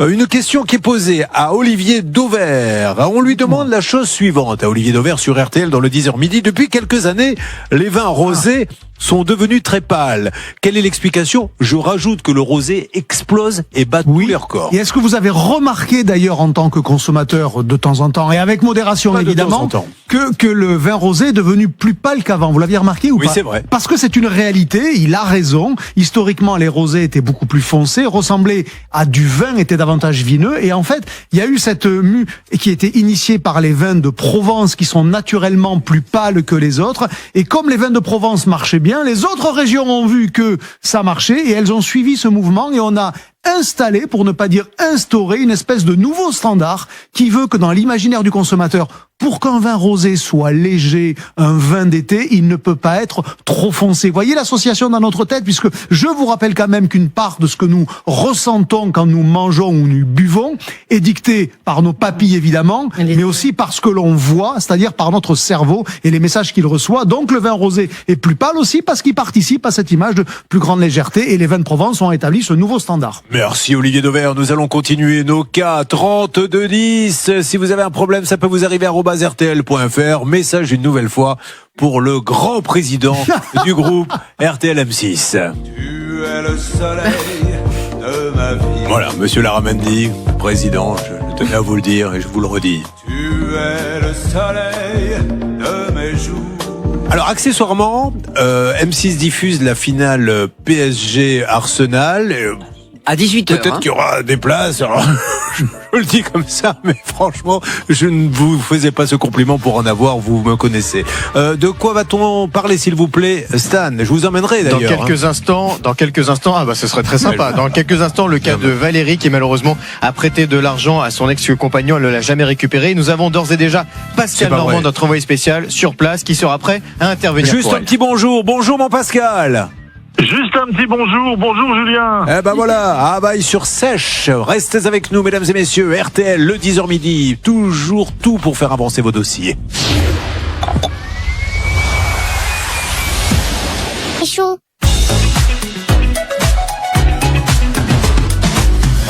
Je vous rappelle le principe de l'émission. Je parle de temps en temps, Céline et Maléotti, pour meubler entre les passages d'Olivier Dauvert. Puisque maintenant c'est devenu ça l'émission. Non. Olivier Dauvert, voici sa démonstration. Il est 11h en direct sur M6. Eh bien, je vais vous faire découvrir une nouvelle race de supermarché. Vous vous rappelez, dans les années 80, on appelait Euromarché, c'était la nouvelle race de magasins. Eh bien, là, il y a une nouvelle race, on va l'appeler comme ça, pardonnez-moi pour le terme, mais c'est pour reprendre le slogan publicitaire des années 80. Là, un nouveau concept, un nouveau type de magasin, Fresh. Est-ce que vous connaissez cette enseigne-là? Pas du tout. Probablement pas. Pourtant, il y a déjà 80 magasins en France et ils ouvrent entre 20 et 40 magasins par an. C'est parti, ça explose. Par contre, vous connaissez son enseigne grande sœur, on va l'appeler comme ça, Grand Frais. Ça, normalement, vous connaissez. Ah, c'est Grand Frais. Eh ben voilà, c'est Grand Frais qui est derrière. Qui fait des petits magasins, du coup. En tous les cas, c'est le même groupe, on va le présenter comme ça, et qui fait des plus petits magasins pour aller s'installer partout en France. Et je vous amène dans un magasin qui a ouvert hier à Chambourcy. On est dans les Yvelines et vous allez voir à quoi ça ressemble parce que c'est en train d'exploser ce type de magasin. On rentre dedans et vous allez vous rendre compte qu'on est quasiment dans une grande halle. Vous voyez bien qu'il y a des fruits et légumes partout. Par où que vous regardiez, vous allez voir des fruits et légumes. Vous allez voir, on va avancer dans le magasin. Des fruits et légumes absolument partout. C'est le cœur du magasin, à peu près 60 à 70% de la surface. Pourquoi des fruits et légumes? Parce que c'est les produits que vous venez acheter le plus souvent, parce que ce sont des produits frais. Ça crée de la fréquence de visite, évidemment. On va acheter plus souvent aucune chance d'acheter un shampoing là-bas. Absolument, c'est la deuxième caractéristique. Il n'y a zéro produit non alimentaire, pas de shampoing, pas de dentifrice, pas de papier toilette, alors que c'est des produits extrêmement quotidiens. Et puis ensuite, quand vous regardez, il y a 2-3 particularités qui les éloignent des supermarchés classiques. Vous allez voir. Regardez la façon dont les produits sont présentés. ça ressemble pas à un rayon de supermarché. Non. Ça ressemble plutôt à une petite fromager. boutique, exactement. Et en parlant de fromage, on va zoomer sur le comté. Vous allez voir comment le comté est présenté. Vous voyez ce que ça vous envoie comme message? C'est pas un supermarché, c'est de meilleure qualité. Et vous avez aujourd'hui une partie des consommateurs qui, pour une partie de leurs achats alimentaires, sont prêts à aller chercher ce niveau de gamme-là. Et on continue à regarder, vous allez voir les yaourts, comme ils sont présentés. Ça ressemble pas du tout au rayon yaourt d'un supermarché, avec une autre particularité. Il n'y a strictement aucune marque que vous connaissez dans un supermarché classique. Il n'y a pas de Coca-Cola, il n'y a pas de Yoplait, il n'y a pas de Danone. Regardez, il n'y a aucune marque connue alors qu'on est dans le rayon de l'ultra frais dans un supermarché classique. Vous auriez vu plein de marques que vous connaissiez. Parce que c'est beaucoup plus cher. Alors, c'est un peu plus cher, effectivement, mais par contre, ceux qui y vont sont contents de payer plus cher parce qu'ils ont des produits objectivement différents de ce que vous trouvez dans un supermarché. J'ai eu une conversation une fois avec une dame comme ça et qui m'a dit, moi, je passe tellement de temps à faire mes courses que je veux que ça soit un moment agréable. Et donc, quand ils vont là-bas, eh bien, c'est un moment sympa parce que c'est beau, parce que, vous voyez ce que je veux dire, c'est pas de... Remettons un instant la photo sur le rayon fruits et légumes quand on arrive. C'est la toute première photo. La photo d'avant. Quand j'arrive dans le magasin, ça ressemble à ça. Est-ce qu'on se sent bien? Plutôt. Eh ben bravo. Et ils vont faire un carton, une ouverture quasiment tous les mois. C'est ça, c'est ce que vous nous avez dit. C'est fresh, exciting. It's so fresh. À tout de suite.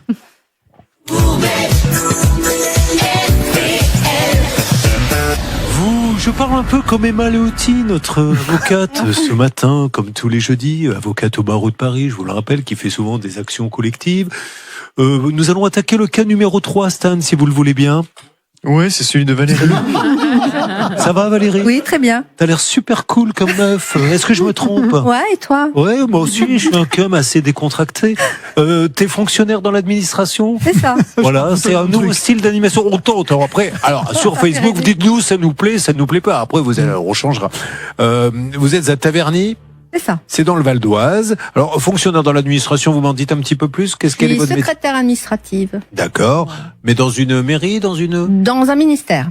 Oh, lequel? Ministère de l'écologie. Très bien. Voilà. Et vous êtes là parce que vous êtes généreuse. Oui, très. Pascal Normand, vous êtes prêt à écouter ce récit parce qu'elle va avoir besoin de vous. Vous avez votre petit bloc avec le stylo au-dessus de l'oreille? Ah, j'ai tout, oui, comme les bouchers, comme d'habitude, c'est très élégant. J'adorais les temps où les bouchers avaient le stylo sur l'oreille et prenaient la commande comme ça. Et le tablier tout taché. Et il avait son tablier avec Gamma, la lessive, vous savez, avec la pub, c'est le boucher et son tablier tout taché. Vous croyez me défier là-dessus? Eh ben, je vais vous moucher. Rue Gamma, il y a le boucher qui est taché. Des pubs des années 70, ça nous rajeunit tout ça. Un bon coup de jeune sur l'émission. On y va. Vous avez donc, en 2010, divorcé du papa de vos 2 enfants et vous vous inscrivez sur un site de rencontre comme le font maintenant 90% des gens. César, ceux qui vont vendre des lunettes pour toi vont mourir. C'est ce que disaient les gladiateurs. Bon, très bien. Donc on reprend le récit avec Valérie. On peut reprendre le récit. Si ça vous ennuie, je passe à quelqu'un d'autre, je la renvoie chez elle, vous savez. Bah, écoutez, maintenant que ça a commencé, allons jusqu'au bout, que voulez-vous? Je suis là maintenant. Je vous adore tous. Bon, alors, donc, vous rencontrez un homme sur un site, tout va bien, 2 ans de relation, et il arrive le moment où, après l'amour, on parle un peu d'argent, et il vous dit, j'ai quelques petits soucis. Oui, alors, quel genre de soucis a-t-il? Il avait des soucis, son ex-compagne était partie, avait quitté le domicile, lui avait laissé sa fille en bas âge, il avait des soucis pour payer le crédit de sa maison. Néanmoins, ce que je remarque dans votre récit, contrairement à d'autres qui sont venus nous raconter la même chose, c'est que il y a quand même eu 2 ans où ça s'est bien passé. Donc c'est pas quelqu'un qui s'est dit tiens. D'habitude, ceux qui viennent, la dame très rapidement ou le monsieur demande de l'argent au bout d'un mois. Voulant dire, je t'ai alpagué sur les réseaux sociaux pour te prendre des sous. On reste pas 2 ans en se disant, je vais la supporter 2 ans alors que je ne l'aime pas pour lui demander dans 2 ans des sous. C'est qu'il était vraiment sincère au départ. Ça a été progressif, quoi. Bon. Voilà, ça a été en plusieurs parties. Alors, la suite, vous lui prêtez combien d'un coup? Non, ça a été en plusieurs fois. Ça a été 3 ou 4 fois, 1500 euros, jusqu'à 5500 euros. Et il vous fait une reconnaissance de dette? Oui, il a signé une reconnaissance. Et il n'a rien remboursé à ce jour? Et il n'a rien remboursé et ça fait... Maintenant que vous l'appelez, quand vous l'appelez en lui disant qu'est-ce qu'on fait? Ah, il vous blacklist. Oui, il Et c'est répond là. plus aux SMS. C'est là où les dossiers basculent parce que l'ex était bien content. Il y a quand même une histoire d'amour. Il faut dire les choses comme elles sont. Et l'ex, maintenant, on arrive à la blacklister. Quelle rigueur ils nous disent, écoute, je suis désolé, j'y arrive pas, mais blacklister, celle avec qui on il a m'a vécu dit 2 ans. plusieurs fois qu'il essayait de trouver une solution et in fine, il arrête. Ça veut dire maintenant, va te faire voir. Grosso modo, là, moi c'est comme ça que je perçois le blacklistage. Peut-être que je n'y connais rien. Qu'est-ce qui vous gêne juridiquement? Emma Leotti, déjà bonjour et merci pour tout ce que vous faites pour ce pays. Non, mais dans ce dossier, on a une reconnaissance de dette dans laquelle il s'est engagé à vous rembourser les 5 500 € à la fin de l'année 2016. En l'occurrence, derrière, vous avez eu quelques petits emails avec lui. En 2019, il s'engage à rembourser cette somme. Puis le temps s'espace, alors que vous lui avez fait les virements, et en l'occurrence, vous n'avez plus de nouvelles, et il ne vous répond qu'un petit SMS en vous disant oui, effectivement, je reviens vers toi pour voir si le remboursement est possible. Néanmoins, c'est pas un engagement ferme, mais une réitération ferme du remboursement.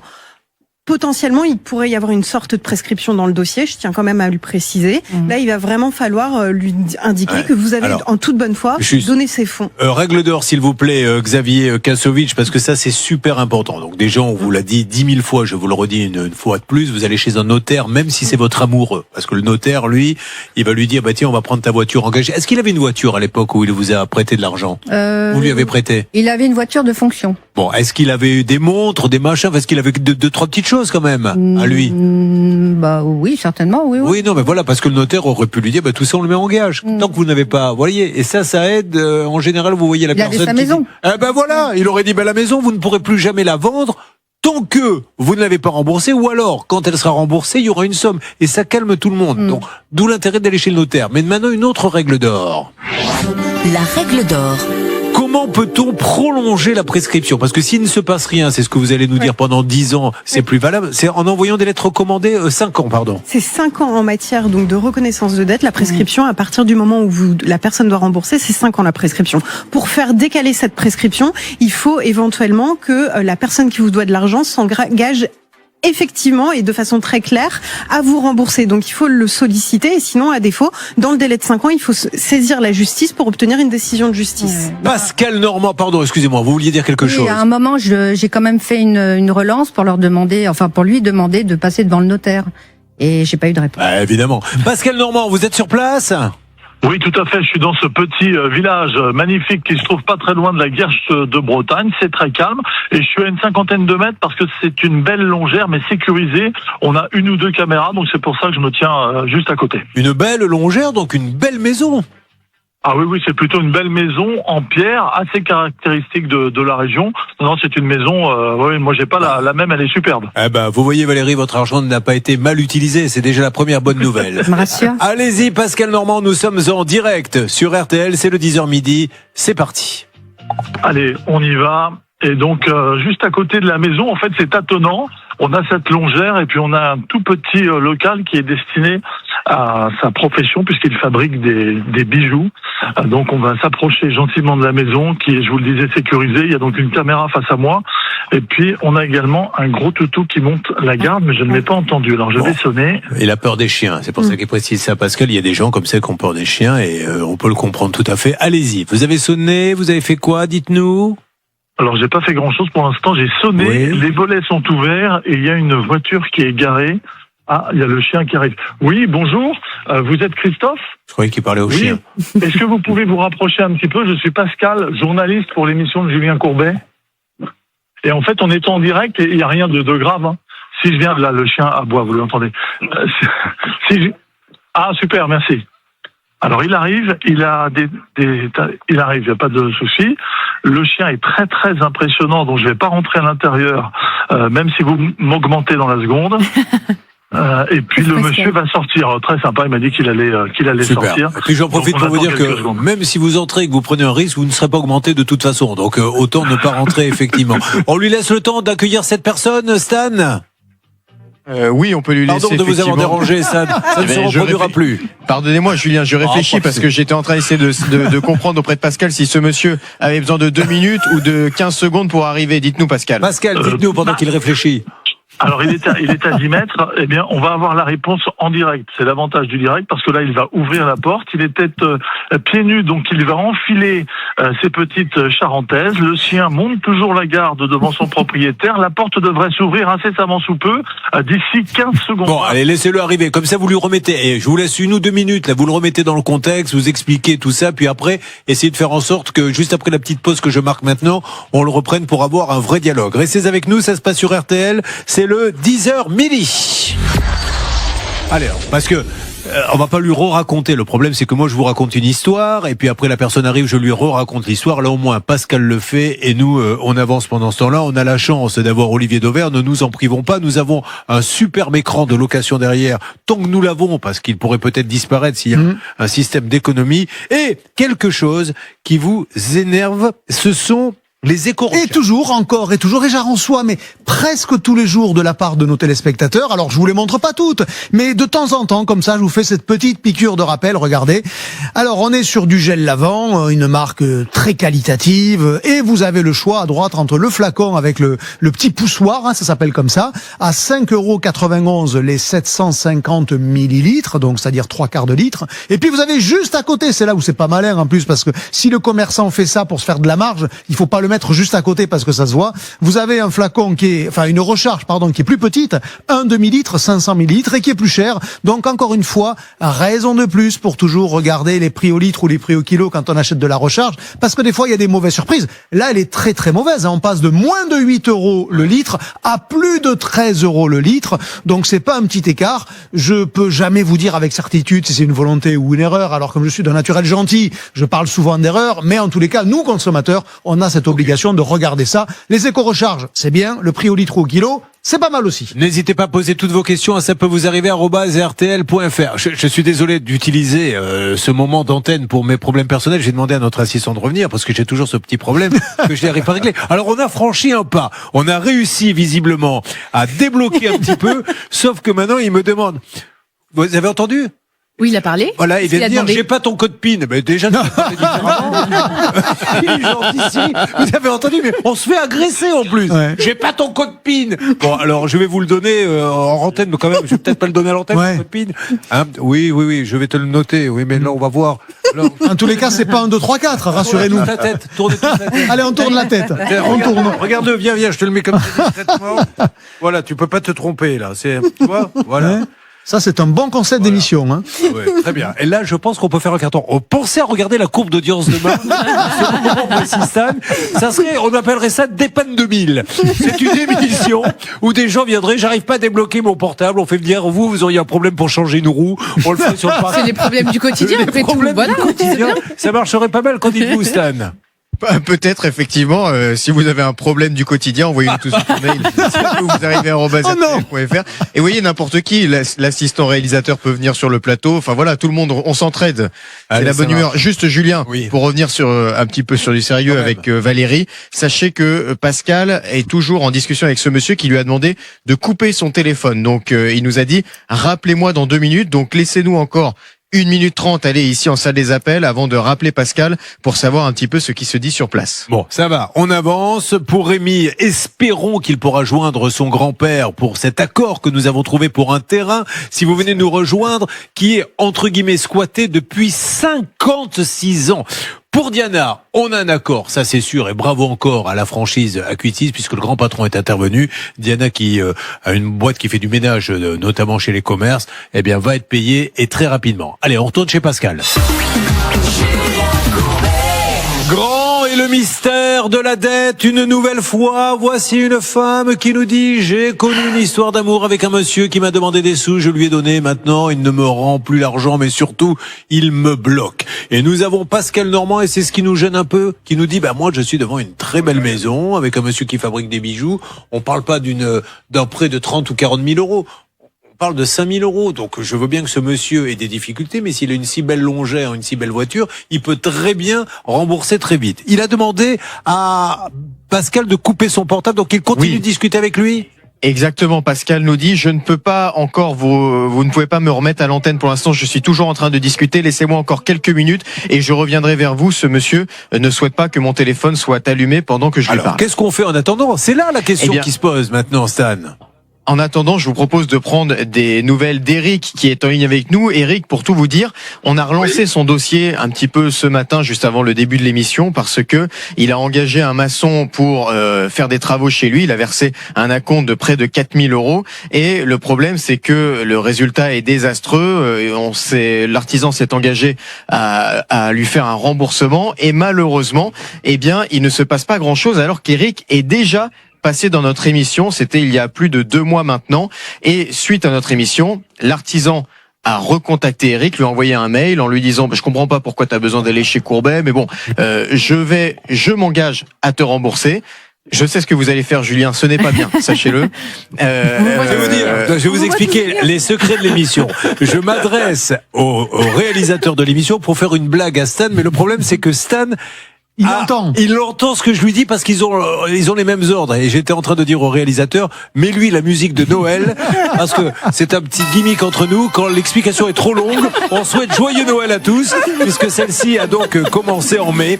Et nous sommes le 24. Joyeux Noël à vous tous. Et merci pour cette belle explication, Stan. Vous voulez la continuer? Écoutez, je veux bien la continuer. Si on peut aller jusqu'à Pâques, ça m'arrangerait. Allez-y. Et donc, il se trouve que nous avons relancé l'artisan ce matin pour lui dire mais où en est-on du remboursement, monsieur? Est-ce qu'on peut pas essayer de mettre en place un échéancier? Et ce monsieur a répondu à Bernard en tout temps. Allez-y Bernard, dites-nous.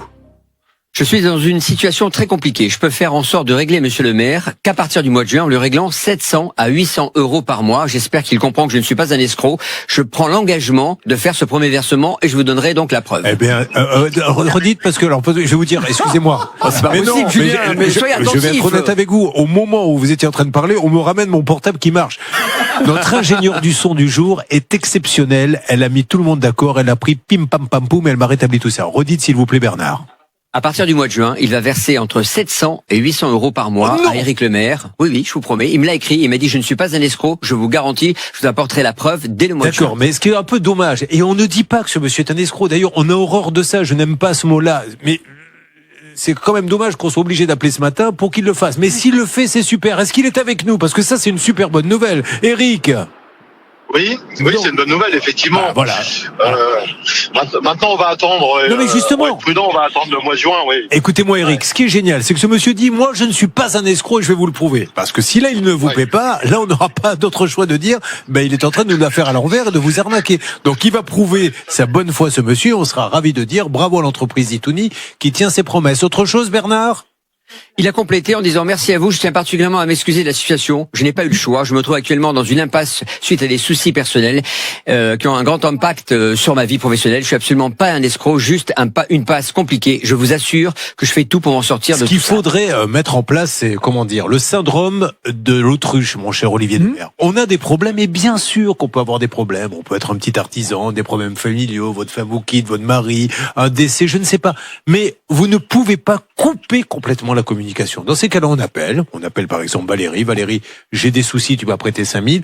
Voilà, je vais te donner 50 ce mois-ci, 100 le mois prochain pour te prouver que je ne te prends pas pour une imbécile. Mais là, les gens viennent dans une émission de radio qui permet de relancer. C'est ça qui les énerve. Oui, et je veux vous dire, c'est un sujet d'éducation parce qu'en réalité, il faut apprendre à admettre son échec ou la difficulté. Et donc, moi, je vais dire de manière un peu simple, c'est une force de savoir dire qu'on a une faiblesse. Donc, on n'a pas pu payer, on le reconnaît, on l'admet, parce que au moins, ça évite de faire l'autruche, qui est terrible pour celui qui est victime de cette posture-là. Donc, je vous le redis, parce que c'est une posture de vie, moi, que j'essaye d'avoir, je dis pas que j'y arrive toujours, mais c'est une force de savoir dire qu'on est faible sur un point précis. Bon. Alors, merci beaucoup Olivier Devers pour cette analyse philosophique. Moi, j'aurais jamais dû faire réparer mon portable. Il y a ma femme, ça y est, qui commence à m'en... On n'est pas là pour parler de ça. Pascal Normand, vous êtes donc avec le monsieur qui a emprunté, il y a combien de temps, madame? Maintenant 10 ans. 10 ans de l'argent à cette dame et qui n'a pas remboursé un seul centime d'après ce que j'ai cru comprendre. Est-ce que vous pouvez discuter avec nous en direct sur l'antenne d'RTL? Oui, je peux. Alors, pour vous dire ce qui s'est passé là dans les 5 dernières minutes, j'ai échangé avec lui pendant 5 minutes. Alors, il était très méfiant. Je vous avais dit qu'il y avait un gros chien, une caméra. Il a commencé par prendre ma petite fiche. On a toujours un petit pense-bête avec nous, avec les noms, les références, les coordonnées. Il a voulu prendre mon papier, je lui ai gentiment donné. Il était extrêmement méfiant et donc je lui ai dit par rapport à la reconnaissance de dette. Et là, j'ai halluciné parce qu'il m'a dit les yeux dans les yeux. Il voulait pas parler évidemment. Il fallait pas que je touche à mon téléphone. Il m'a dit cette reconnaissance de dette. J'aurais aimé évidemment qu'il dise ça en direct. Cette reconnaissance de dette est un faux. Il va falloir qu'elle prouve que c'est moi qui ai signé. Ça, c'est la première chose. Ouais. La deuxième chose... Alors, ceci étant dit, bonne nouvelle, c'est est-ce que c'est vraiment lui qui a signé? Oui. Alors là, ça vaut le coup. Alors, je vais vous dire, après, les gens feront ce qu'ils veulent, vous n'avez peut-être pas envie de vous embarrasser de ça, mais moi, sur un truc comme ça, là, Emma Leotti, je viens vous contacter, avocate, et je lui dis, on va faire venir un graphologue, et on vérifie, on va jusqu'au bout, parce que là, il vous prend pour une imbécile. Oui. Si c'est le cas, alors peut-être que vous nous mentez, je ne sais rien. Non, mais je sais bien, mais moi, comme je n'étais pas là quand il a signé, mais ça voudrait dire qu'il est en train de vous prendre quand même pour une imbécile. Donc ça vaut le coup de mettre une analyse graphologique là-dessus. Pascal Normand, on continue. Alors je continue avec lui, je lui dis oui, reconnaissance de dette, c'est un faux. Si vous le dites, voilà, il faudra le prouver. Mais il y a eu des transferts de fonds. Alors là, il me dit il faut prouver les transferts de fonds. Moi, j'ai rien reçu. Ça, c'est la deuxième chose.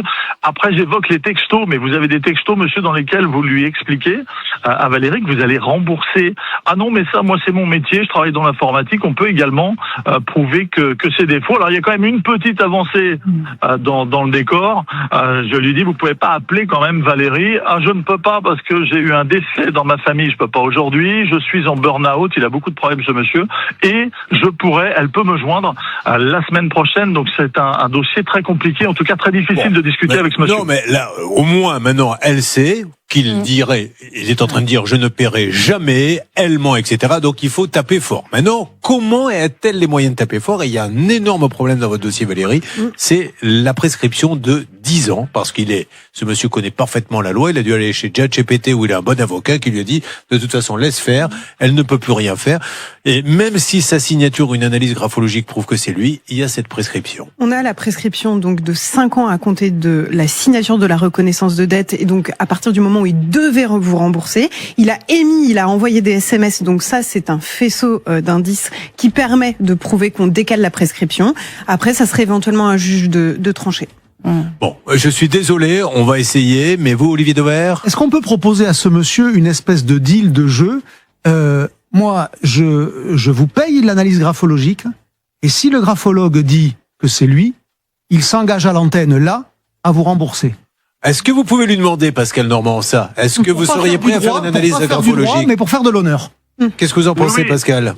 Oui, non, c'est pas une mauvaise idée. Je voulais quand même rajouter quelque chose qui me semble important, parce qu'il a commencé par dire c'est un faux. Et au bout de 5 minutes, il me dit, mais de toute façon, il y a prescription. Et là, je lui dis, attendez, c'est un faux, il y a prescription. En fait, il a toujours un argument. Si c'est un faux, on se moque de la date et de la prescription. Mais ce qui est dingue, c'est que pour quelqu'un, comme le dit Stan à l'oreille, parce que comme c'est censé, je ne vais pas m'attribuer ce qui vient d'être dit, c'est que pour quelqu'un qui n'a pas touché d'argent, il est bien au courant de tout ça. Parce que s'il n'a pas touché d'argent, pourquoi il réfléchirait sur de la prescription? S'il n'a pas touché d'argent, pourquoi il dit c'est un faux? Donc c'est ça qui est très très bizarre avec ce monsieur. Mais là, je crois que lui, il vend des bijoux à domicile, mais il a un boulot à côté également, ce monsieur. Bon, voilà, c'est une question d'honneur, mais posez-lui la question en lui disant, monsieur, voilà ce qu'on vous propose, ça vous permettra de dire que cette dame est une sacrée menteuse sur l'antenne, on fait une analyse graphologique, c'est votre signature ou c'est pas votre signature. Emma Leotti? Le fait qu'il dise qu'il n'a touché d'argent, je tiens quand même à rétablir une petite vérité, quand bien même il pourrait y avoir une prescription. On a très clairement les avis de virement avec son nom, son prénom à ce monsieur. Votre dossier, il tient, il est parfaitement étayé. Voilà. Donc, on rappelle une nouvelle fois, et ça sera pas la dernière, même si c'est votre amoureux, on va chez le notaire et on dit au notaire merci donc de faire le contrat qui me permettra d'envoyer un commissaire de justice par la suite, et surtout prenez quelques gages, ça me rassurera. Et surtout, et ça c'est pas du droit, c'est du Courbet, quand vous prêtez de l'argent comme ça, dites-vous bien, je ne le reverrai jamais. Vous ne serez pas déçus. Donc vous le prêtez et vous dites voilà, j'en ai, je te le prête.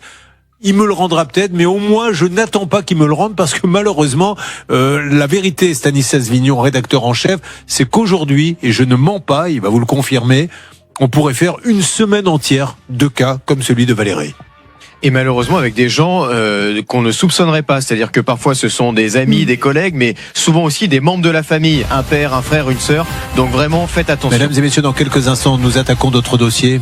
Et un record est tombé, je viens d'avoir le chiffre, je vous en dirai plus. Restez avec nous sur RTL.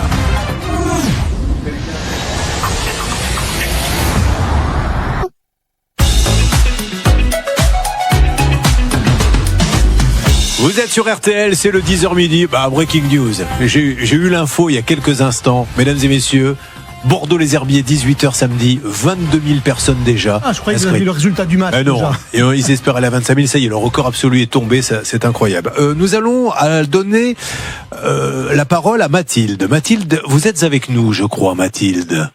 Oui, bonjour. Oui, Mathilde, pouvez-vous nous dire dans quelle ville vous êtes actuellement ?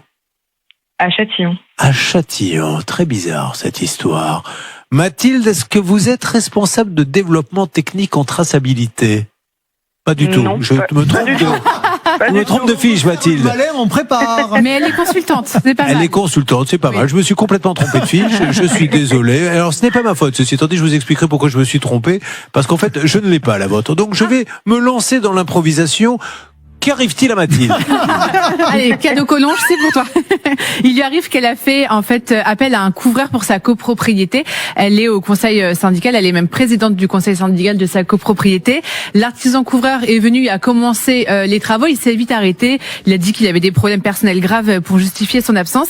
Et pour autant, il a pris 11 000 € qu'il doit rembourser puisqu'il n'a pas terminé les travaux. Il était OK pour rembourser. Finalement, il n'a jamais donné un centime. Alors Mathilde, vous vous doutez bien que je le savais tout ça, mais c'était pour faire participer un petit peu Céline. Merci. Que s'est-il passé le 23 mars, Stan ? Vous avez la mémoire des dates ? Bien sûr, nous avions eu le gérant en ligne qui nous avait dit que normalement tout devrait s'arranger. D'ailleurs, on peut réécouter un petit extrait. J'ai eu quelques petits soucis. Je lui ai bien dit que j'allais me rembourser, tout simplement. Fin avril, j'appelle et vous me dites si vous l'avez remboursé ou pas. On se rappelle, avec grand plaisir. Mais rassurez. On boira un café et un verre d'eau. Ah, un café et un verre d'eau. Déjà, c'est mal me connaître. Ouais. Moi, quand je fais quelque chose, c'est rarement avec un café et un verre d'eau. Alors moi, allons-y pour le café et le verre d'eau. On y va. Est-ce que c'est réglé, Mathilde ? Non, on n'a eu absolument aucun remboursement. Bon, donc il n'y aura pas de café et de verre d'eau. Alors, on rappelle ce monsieur. Quel est l'intérêt de dire ça sur l'antenne ? Mais bien sûr, je vais rembourser et on boira même un coup à ma santé. Alors allons-y, rappelons-le. Non, attendez, qu'on l'ait au téléphone pour envoyer la musique. Il est incroyable ce Xavier Kassovitch, parce que je lui demande des fois, tiens, prépare-moi ça, mais il faut qu'il l'envoie tout de suite, il ne veut pas attendre mon top départ. Ici la messagerie vocale de Marc. C'est maintenant qu'on va le mettre sur le répondeur. Le mieux est de... Alors, Marc n'est pas là, donc c'est un professionnel que nous appelons. Oui, Stan. Mais moi, ce qui m'inquiète, c'est que le monsieur qu'on appelle, il s'appelle pas Marc, surtout. Oui, on a peut-être fait un mauvais numéro. Comme on a fait le bon numéro a priori, ça voudrait dire que ce monsieur aurait peut-être changé de numéro de téléphone depuis notre dernier appel. Il a changé de numéro de téléphone. En fait, il s'avère que avec ses frères, donc on suspecte une usurpation d'identité ou je ne sais pas. Pardon ? Mais en fait, avec ses frères, il y a un Jean, il y a un Marc. Dans les papiers, il y a marqué Jean-Marc. Dans les papiers de sa société, il y a marqué Jean-Marc. Ah, d'accord. Donc, je ne sais pas si c'est Jean, si c'est Marc, mais en tout cas, dans ses SMS, il dit Jean. D'accord. Mais dans la messagerie, il dit Marc, et dans les papiers officiels qu'il a fait chez le notaire, il y a marqué Jean-Marc. Très bien. Un coup c'est Jean, un coup c'est Marc, un coup c'est Jean-Marc. Alors, juste, je lance un appel à ce monsieur. Deuxième appel. Nous appelons. Alors, attendons de voir si ça répond. Je laisse un message cette fois-ci, même si ce monsieur dit Marc, hein.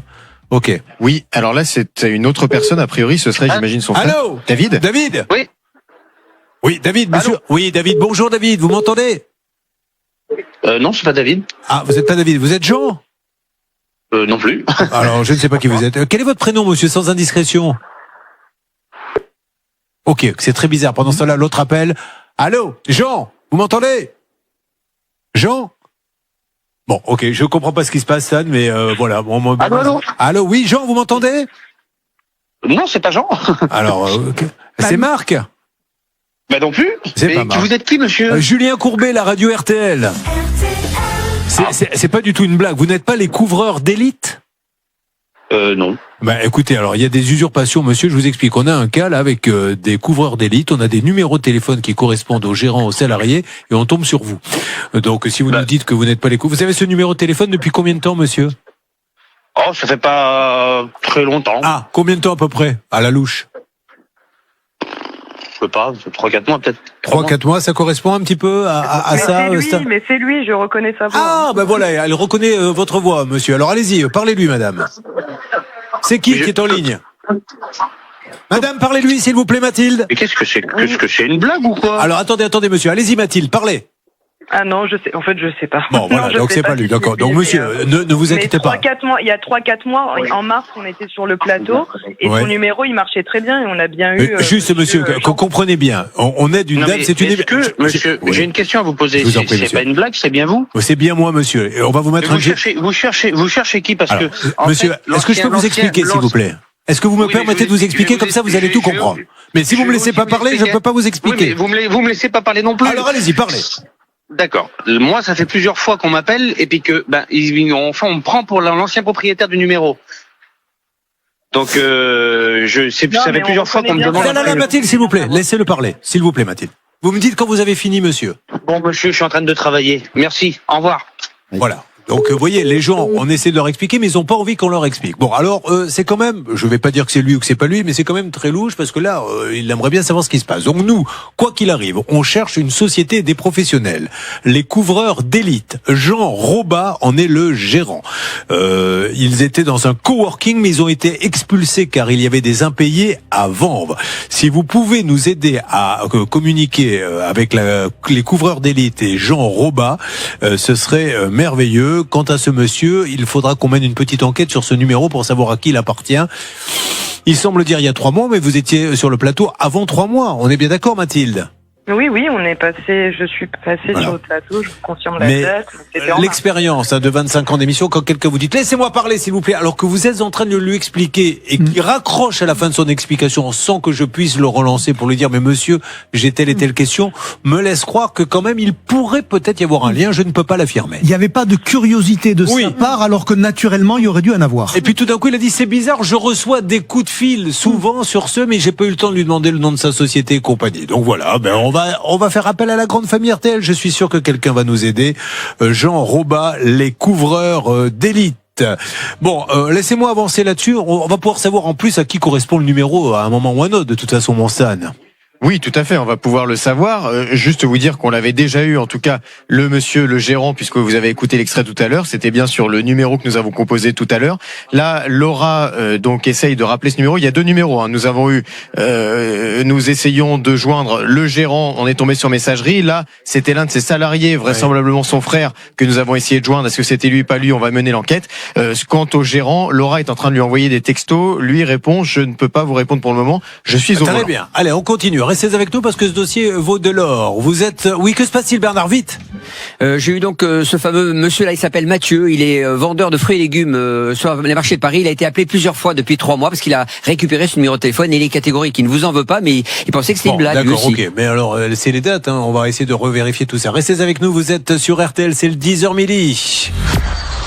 Alors, votre analyse quand même sur ce qui se passe. Emma Léoty, avocate au barreau de Paris. Eh bien moi je trouve ça extrêmement grave. Il y a un moment donné, à partir du moment où on mandate une société pour effectuer des travaux et qu'on verse quasiment 80% du prix des travaux, l'artisan doit venir sur place et réaliser les travaux. Maintenant, il va falloir aller droit au but, saisir la justice. Vous avez, et notre auditrice a 2 possibilités. Saisir le tribunal judiciaire pour obtenir le remboursement des acomptes qu'elle a versés et dresser au préalable un constat d'huissier d'abandon de chantier. Et puis peut-être que si on prouve qu'il y a des manœuvres avec peut-être le numéro de téléphone, le fait qu'il coupe court à toute conversation, le fait qu'il est encaissé et que vous ne soyez peut-être pas la seule, eh bien tout ça c'est un faisceau d'indices, encore une fois, pour porter plainte, peut-être pour escroquerie. Et j'aimerais juste dire quelque chose parce qu'effectivement, ceux qui nous regardent pourraient se dire mais c'est pas possible, ils en veulent aux artisans. On ne va pas chercher les cas. C'est vous qui nous écrivez.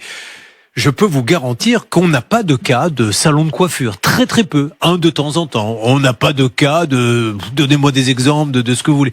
Des cas d'artisans comme ça, on en a mais à l'appel. C'est-à-dire que je pourrais remplir des semi-remorques. Ce qui veut dire qu'il y aura peut-être à un moment donné, Olivier Dauvert, une réflexion à avoir en haut lieu chez le patron des artisans pour dire comment peut-on faire pour qu'il y ait une grosse diminution des margoulins. Alors, ne faites pas de parallèle avec les gens dont on vient de parler. D'ailleurs, là, il y a beaucoup de margoulins. Comment peut-on faire pour éviter ça? Parce que, par exemple, je suis désolé, on n'a pas de cas de quincaillerie. Par exemple, on n'a pas de gens qui nous disent les quincailliers arrêtent pas. Ça n'arrive jamais. Et pourquoi ça arrive avec les artisans? C'est ça que j'aimerais comprendre un jour, Olivier Dauvert. Il y a une confédération nationale de l'artisanat dont le président est, si c'est toujours lui, mais comme ça fait pas longtemps qu'il a été élu, Laurent Munro.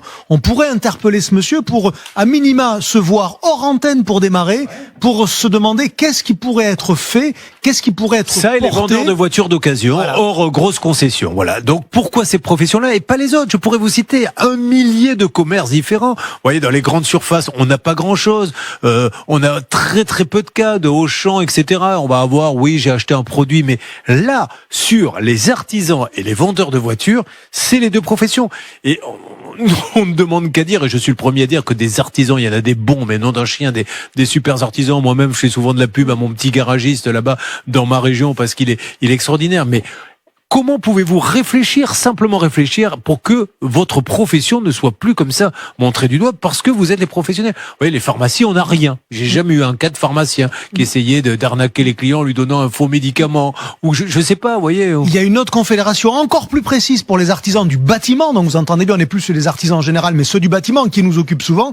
Son président, là, c'est Jean-Christophe Repon. Figurez-vous qu'il est électricien dans la vie par ailleurs. Ben oui. Voilà quelqu'un qui a les mains dans le cambouis et qui pourrait peut-être nous aider. Bon, un trémot, 20 secondes. Emma. Très simple, ça pourrait être une liste noire des mauvais artisans, ça pourrait être aussi éventuellement... Non mais ça se pratique, l'AMF le fait sur les mauvais investissements, donc pourquoi pas? Et faites évacuer vite les locaux, Stan, elle devient complètement folle, elle commence à parler... Elle est pas bien la gosse, hein. Des listes... Non, elle a raison, vous avez raison Bernard. Planquez-vous les amis, elle a balancé la liste noire, moi je ne veux pas me mêler à tout ça. Allez, on se retrouve, on continue, c'est le 10h midi d'RTL.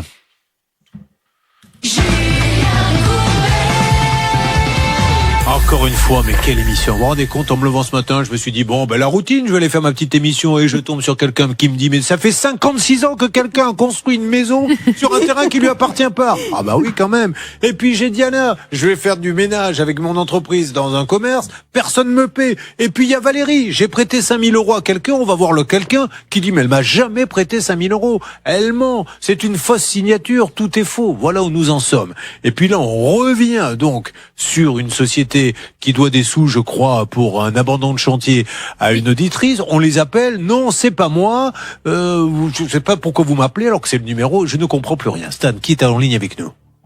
Alors, nous avons essayé de joindre le gérant de cette entreprise qui s'est engagé, je vous le rappelle, sur l'antenne à résoudre le problème en disant ça va se régler très rapidement et ensuite, Julien, vous et moi, on ira boire un verre d'eau et un café tranquillement.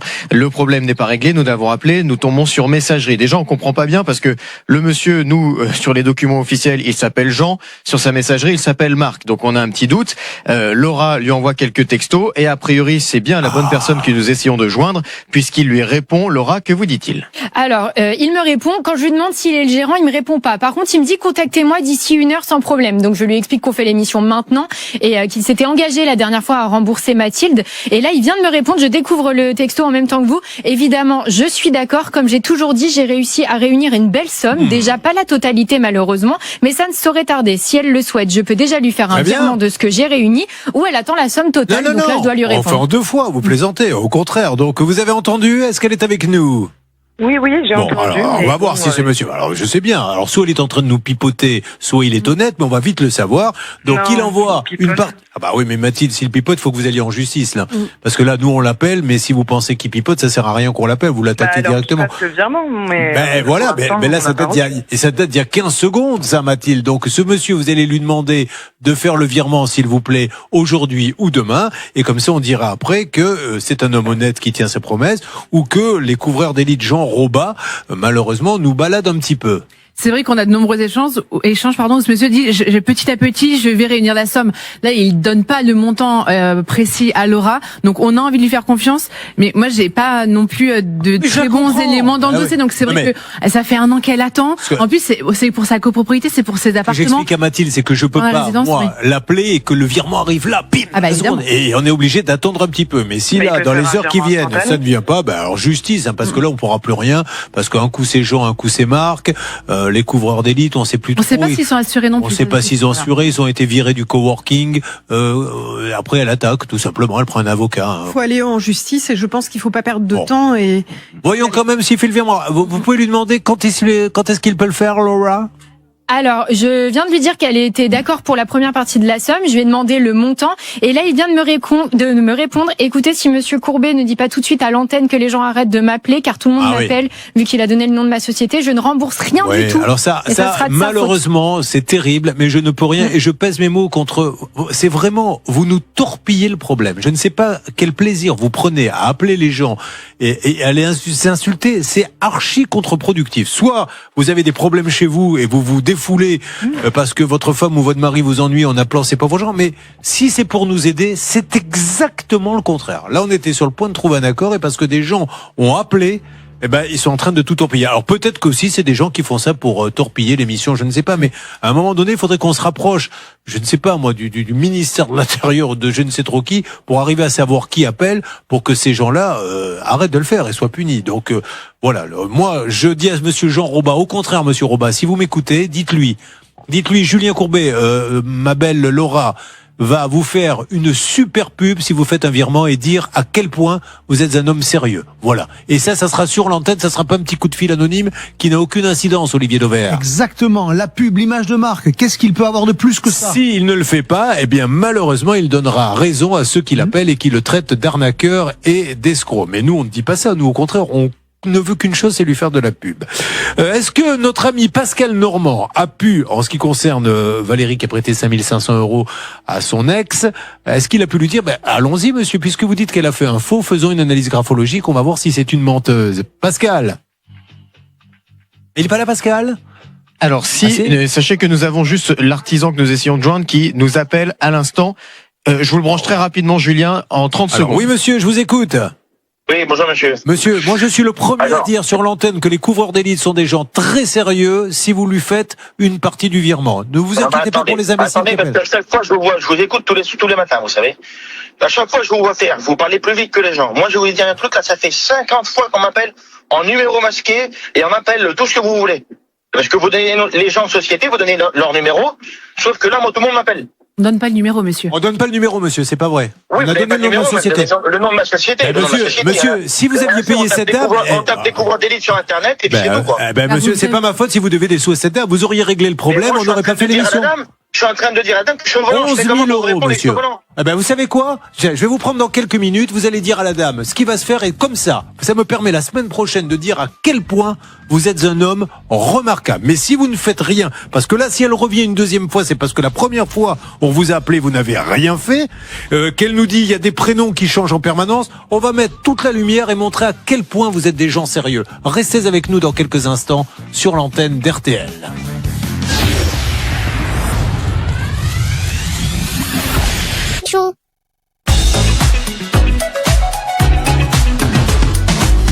Allez, nous sommes sur M6, nous sommes en direct, donc notre ami est toujours en ligne avec nous. Il a tout à fait le droit de dire que les émissions, que je parle, etc., que je laisse pas parler, je ne lui en veux pas, on est en démocratie.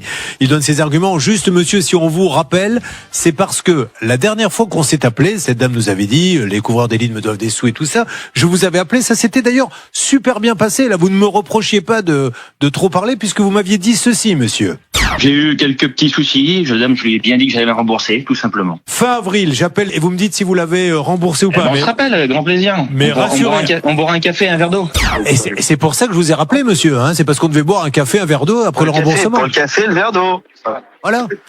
Donc moi, je veux bien que vous préférez quoi? Allonger, serrer? Oui. Un café au lait? Un allongé, pas de souci. Un allongé? Un allongé, ça marche. Vous êtes à RTL, là? Ouais, exactement, M6, en direct. M6, parce que moi, si vous voulez, je peux m'y rendre, je suis dans Paris 12e, là. Allez-y, venez sur le plateau. On vient, on boit un café à ensemble. Et venez carrément sur le plateau en direct, vous vous présentez. Ah magnifique, on peut faire ça. Allez, dans 20 minutes, on finit dans 20 minutes. Venez, on vous donne l'adresse en antenne. Laissez-moi me mettre un petit coup de coiffage et je viens. Allez, ça marche. Alors, mesdames et messieurs, Jean Robin sera avec nous d'ici une vingtaine de minutes sur M6. Ça, c'est la bonne nouvelle. Bon, allez. On vous rappelle lundi, Christelle, pour savoir si ce monsieur a donné une première partie. Lundi au maximum, ou mardi, allez, ça sera fait. Ou mardi. Merci monsieur, merci beaucoup. Au revoir. Bon, voilà, comment ça se passe. Allez, Mathilde, vous mettriez en pourcentage le paiement de lundi. À combien? Alors Mathilde, malheureusement, ça vient de couper. On l'a perdu, on la rappelle pour lui dire tout ça. D'accord, oui, enfin il y a rien d'extraordinaire à lui dire non plus, surtout qu'on a Jordan là. Et alors le cas de Jordan, mesdames et messieurs, vous qui arrivez sur M6, ça ne s'arrête jamais cette histoire. Je pensais que pendant la prolongation on aurait un petit cas léger, mais pas du tout. Jordan, bonjour. Bonjour à vous. Alors vous êtes éducateur sportif et directeur technique d'un club de natation. Juste avant, quelque chose à rajouter apparemment, Stan? Oui, juste pour vous dire, on entame le dossier de Jordan, mais derrière, on reviendra sur celui de Valérie, puisque Pascal est retourné voir son ex-compagnon et il aura des nouvelles informations pour nous. Pour ceux qui viennent de nous rejoindre, Valérie a connu l'amour pendant 2 ans. Et puis un jour, l'amour était à son maximum. Il l'aimait tellement, ce monsieur, qu'il lui a dit « Je t'aime et je veux te le prouver. Prête-moi 5500 €. C'était une belle preuve d'amour quand même. Ah oui. Et elle lui a prêté. Et alors aujourd'hui, elle nie tout. Elle m'a rien prêté. Elle a rien signé. Elle a rien fait. Elle ment de A à Z. Elle dit bah attendez, il m'a même signé un truc. Il dit mais c'est pas ma signature.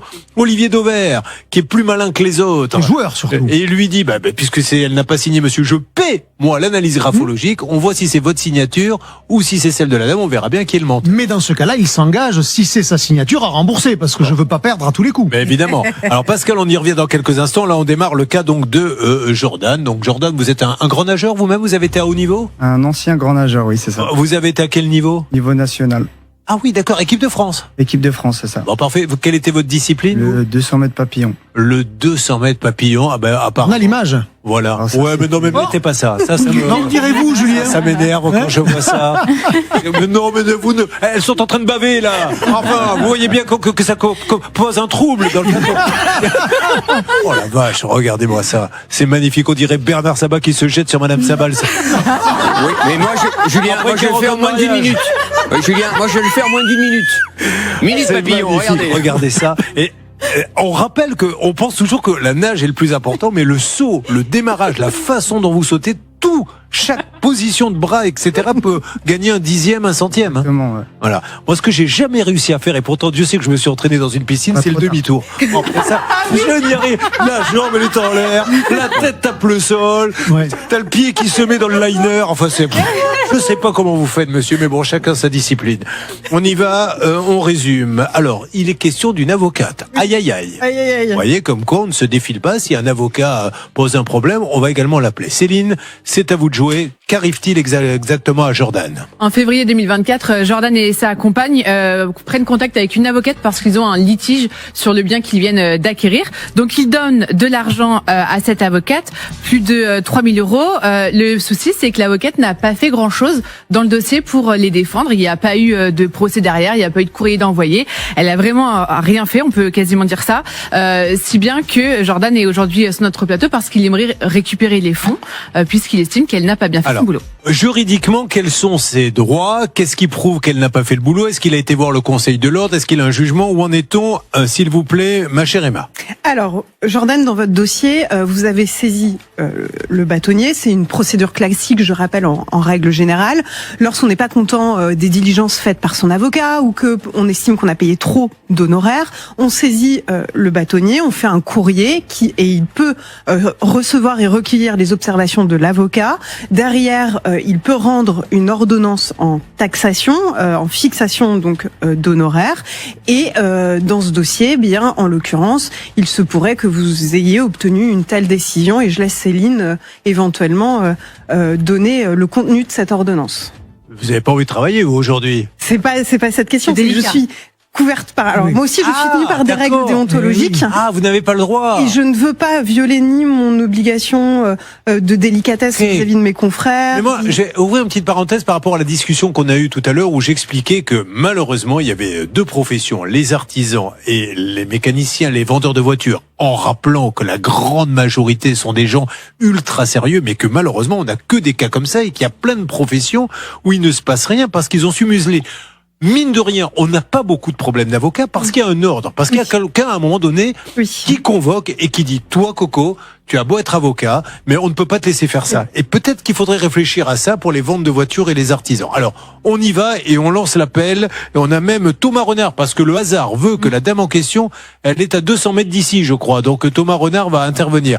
Allez-y. Donc c'était le 22 septembre 2025. L'Ordre des avocats a donné raison à Jordan et sa compagne et a donc condamné cette avocate à rendre 3 000 euros. En fait, le couple avait donné un peu plus de 4 000 euros et l'Ordre a estimé que la dame avait fait, l'avocate avait fait un peu de travail à hauteur de 1 200 euros. Donc au final, on a 3 000 euros à aller récupérer ce matin sur M6. Et malgré cette condamnation, malgré les courriers, les relances... Elle continue à être avocate alors? Elle continue à être avocate. Elle est dans un cabinet, on l'a dit, au bout de la rue avec son frère. Et d'ailleurs, il n'y a pas de très bons avis forcément sur ce cabinet. Les avis, ok, il y en a pas de très bons, peu importe. Mais dans ces cas-là, le bâtonnier ne dit pas, attendez madame, je vous ai condamné, vous ne payez pas, vous ne pouvez plus continuer parce que vous allez peut-être... Il ne dit rien? Si, il peut faut le ressaisir. Non, en l'occurrence, il peut enjoindre, à partir du moment où on l'avertit de cette difficulté, il peut enjoindre à l'avocat d'avoir à payer et prononcer éventuellement une sanction. Alors, on va intervenir dans quelques instants. Autre chose à rajouter, Jordan? Moi, j'aurais complété aussi que ça a été bien plus qu'un dommage financier qu'il y a eu derrière, parce que pour remettre dans le contexte, nous, on a acheté une maison en août 2023. Et 2 mois après l'achat de cette maison, on se rend compte qu'elle est truffée de malfaçons. D'accord. Donc accompagné par l'agent immobilier, qui s'avère être son ami, donc nous recommande cette avocate. C'est l'agent immobilier qui vous a recommandé l'avocate, d'accord. Et, et les procédures. Donc, alors on ne dit pas que c'est le cas. Laissez-nous faire des suppositions. On ne dit en aucun cas que c'est le cas, mais vous pourriez supposer que l'ami vous ayant conseillé cette avocate aurait dit à l'avocate, ne m'attaque pas. Parce que je leur ai vendu une maison, il y avait des malfaçons, il faut pas que ça fasse de bruit. Est-ce que c'est ça l'histoire? Non, c'est pas dans ce sens-là. Alors dites-moi, je vois pas dans quel sens. Dans le sens où elle s'est rendue compte que il y avait des soucis avec la maison. Ouais. Elle n'était pas forcément en connaissance de cause des différentes malfaçons de la maison, même si elle était censée savoir une partie des malfaçons. Bon, si on a le temps, on y reviendra après. Non, Jordan, alors, vous avez prononcé la phrase magique, c'est qu'on n'a pas le temps. Comme il reste très peu de temps, je vous propose qu'on l'appelle. De toute façon, là, elle doit 3 000. Après, on rentrera, si vous le voulez bien, dans les détails. C'est pas que je veux vous couper la parole, mais il faut qu'il se passe quelque chose très très vite. Alors, Thomas Renard. Alors déjà, qu'est-ce que j'entends comme... Thomas, arrêtez. Là, il faut faire votre vrai métier de journaliste. Dès qu'il y a des poules, Thomas Renard, on le voit passer dans les couloirs, souvent il en a rentré les dents. Thomas, vous m'entendez? Ouais, c'est bon, j'ai recraché toutes les merci. Ah oui, mais quand même. Après ce moment hilarant que nous avons offert aux téléspectateurs d'M6 qui sont bien chanceux, dites-nous ce que vous voyez, où êtes-vous?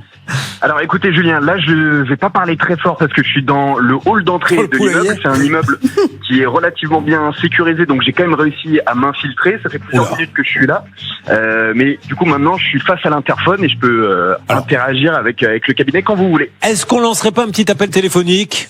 Si, on va lancer un petit appel téléphonique et ensuite, si jamais ça ne répond pas, alors Thomas, peut-être qu'on le laissera avancer de son côté. Merci beaucoup, mon Thomas, qu'on retrouve tous les vendredis dans l'émission où il nous fait sa rubrique sur les arnaques des réseaux sociaux et à chaque fois il nous épate parce que maintenant, avec l'intelligence artificielle et tout, c'est du grand. Elle a été transférée vers la messagerie. Alors on coupe. Alors allez-y, Thomas, avancez et dites à un moment donné, si elle le souhaite, cette dame, parce qu'elle peut très bien vous dire, je veux pas passer sur l'antenne, qu'elle pourra parler de manière confidentielle à sa consoeur Emma Léoty. Alors Jordan, sans trop, vous me faites une alerte dès qu'il a quelqu'un, sans trop rentrer dans les détails. Qu'est-ce qui vous gêne? Qu'est-ce que vous vouliez me dire il y a quelques instants? Que là, on parle beaucoup d'aspects financiers, mais c'est plus profond en fait. C'est plutôt psychologique là où c'est vraiment dur. Je vous comprends, Jordan, sauf que moi, je ne peux régler que l'aspect financier. Bien sûr. Je veux bien mettre un canapé et vous psychanalyser un peu. Non, ça va pas être terrible l'histoire. Mais je comprends ce que vous voulez dire. Mais au moins que nous on demande juste justice. Bien sûr. Elle est condamnée. Aujourd'hui, elle fait la sourde oreille. Ouais. Ce qu'il faut dire aussi, c'est qu'on n'est pas un cas isolé. Le bâtonnier nous a bien dit de vive voix, elle n'a pas souhaité l'écrire, qu'on n'était pas un cas isolé et qu'ils ont déjà des procédures. Voilà. Et c'est là où on se permet de s'adresser au bâtonnier, donc qui n'est peut-être pas au courant. Maintenant, il l'est évidemment. Le bâtonnier, donc bien au courant. Oui, enfin, ouais, il l'est encore plus. Le bâtonnier, c'est donc de Paris ou du Val d'Oise? C'est le bâtonnier d'où exactement? C'est de Neuilly. De Haute-Seine. C'est le bâtonnier de Haute-Seine. Voilà, jetez un coup d'œil là-dessus parce qu'il faut maintenant arriver à faire la lumière sur cette histoire. Alors Stan, pendant ce temps-là, nous avons Thomas Renard qui est là-bas. Où en est-on?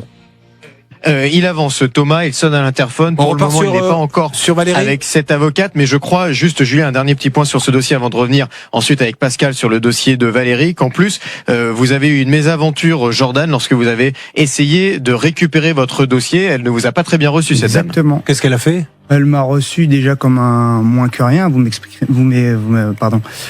Voilà, en fait. Dites-nous clairement, qu'est-ce qu'elle a fait? Clairement, je me suis présenté, donc déjà, elle m'a pris de haut.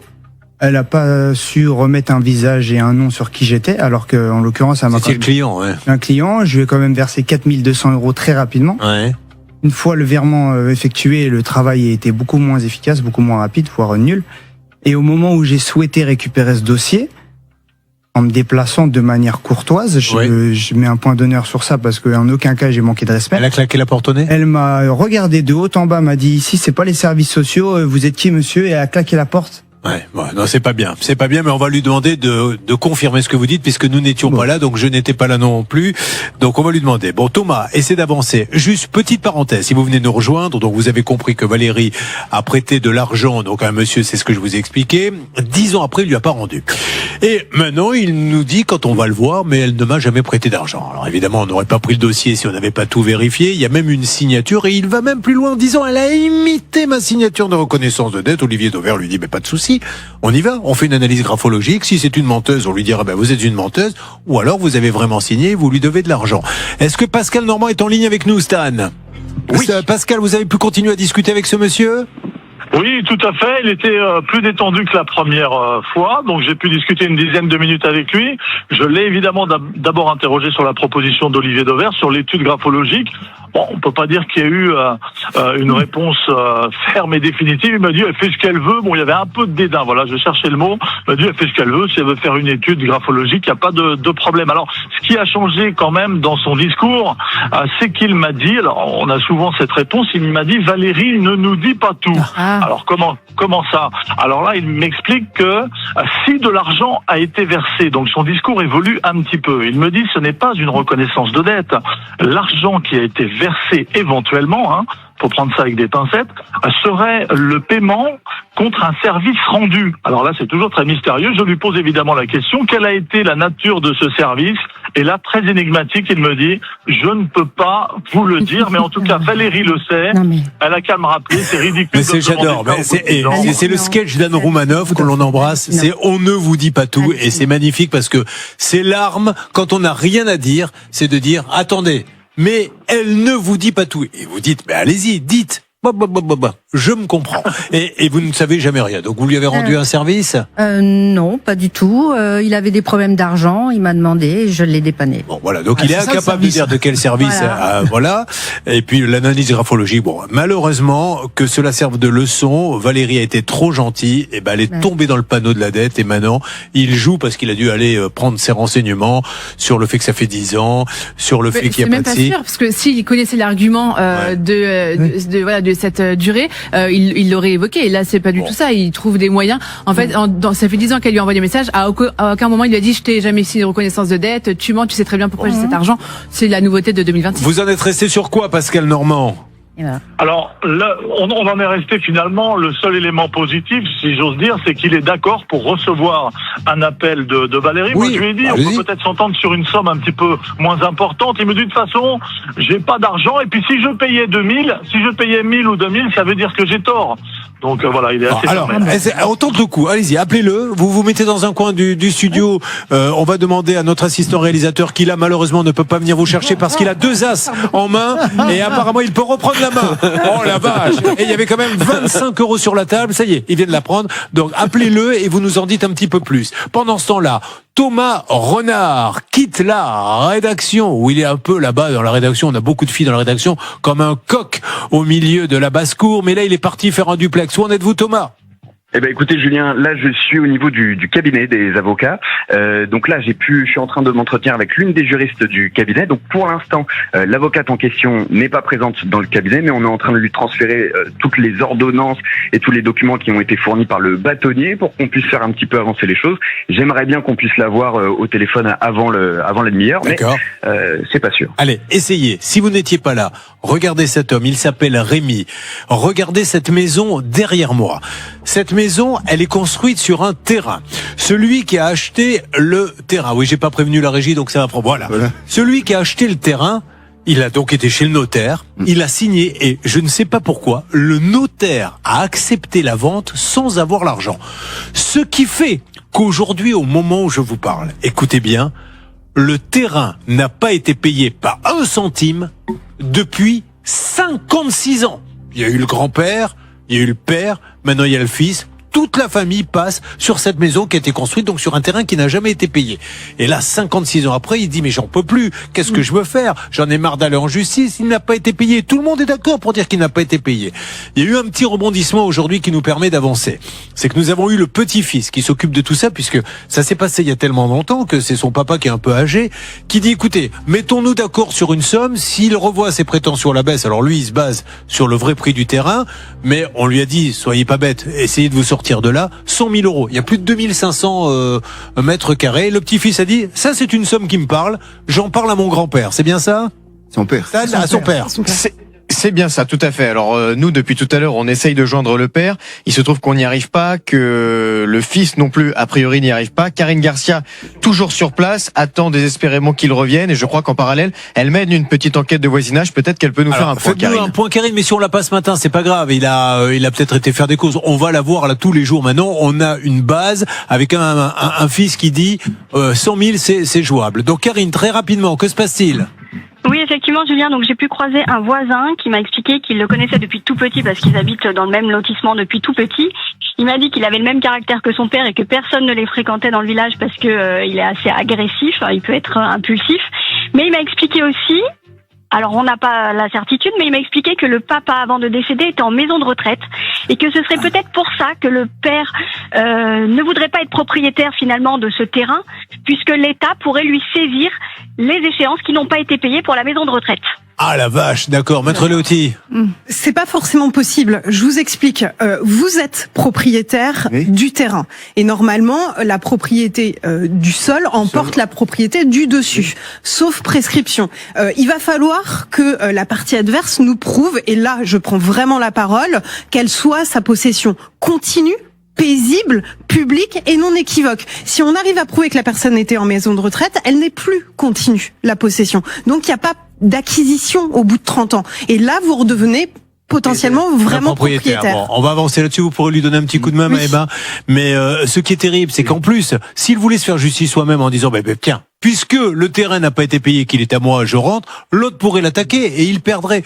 Et c'est là où on s'adresse au pouvoir public, qu'il soit de droite, de gauche ou du centre, on s'en moque, vous votez pour qui vous voulez, ça ne nous regarde pas, mais qu'est-ce qu'on fait dans ces cas-là? Qu'est-ce qu'on fait quand un terrain n'a pas été payé pendant 56 ans? Et vas-y que je te construis une maison dessus, et que je décède, et que c'est mon fils, et puis c'est mon petit-fils, et lui, pendant ce temps-là, 56 ans que ça n'a pas été payé, mais c'est le Far West. Enfin, il doit bien y avoir une petite loi, un petit décret à passer, voulant dire que si il est prouvé que le terrain n'a pas été payé, tout dégage tout de suite. Il y a déjà eu la justice qui est passée en 1971. Ça a servi à rien. Voilà, l'acte de vente a été annulé par le tribunal d'instance de Metz le 12 février 71.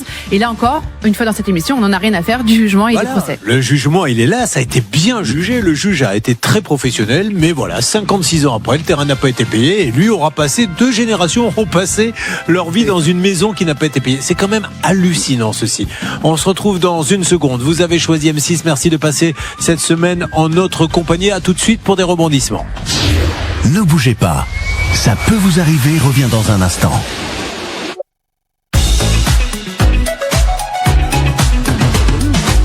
En direct sur M6, attention, une nouveauté qui vient d'arriver dans vos rayons et Olivier Dauvert vous en parle en exclusivité. Ah oui, ça arrive mardi prochain chez Carrefour, c'est les glaces du rappeur américain Snoop Dogg. C'est l'occasion de vous rappeler ce fameux business des influenceurs. Vous savez, le kombucha de Squeezie pour ceux qui le suivent, la pizza de Mr V pour ceux qui le suivent. C'est un vrai nouveau business, des gens qui ont une notoriété, qui en font un produit, et ça, donc ça s'appelle Dr Bombay, je vais y arriver. Snoop Dogg, ça marche déjà aux États-Unis et ça arrive en France. Et en fait, il faut s'attendre à avoir de plus en plus de produits comme ça, de gens que des gens comme moi ne connaissent pas forcément, mais que nos enfants connaissent tous, et donc c'est eux qui vont les acheter. Les célébrités, bien sûr, le font. On pense également à la préparation H de Bernard Sabat. Que se passe-t-il, s'il vous plaît, Stan?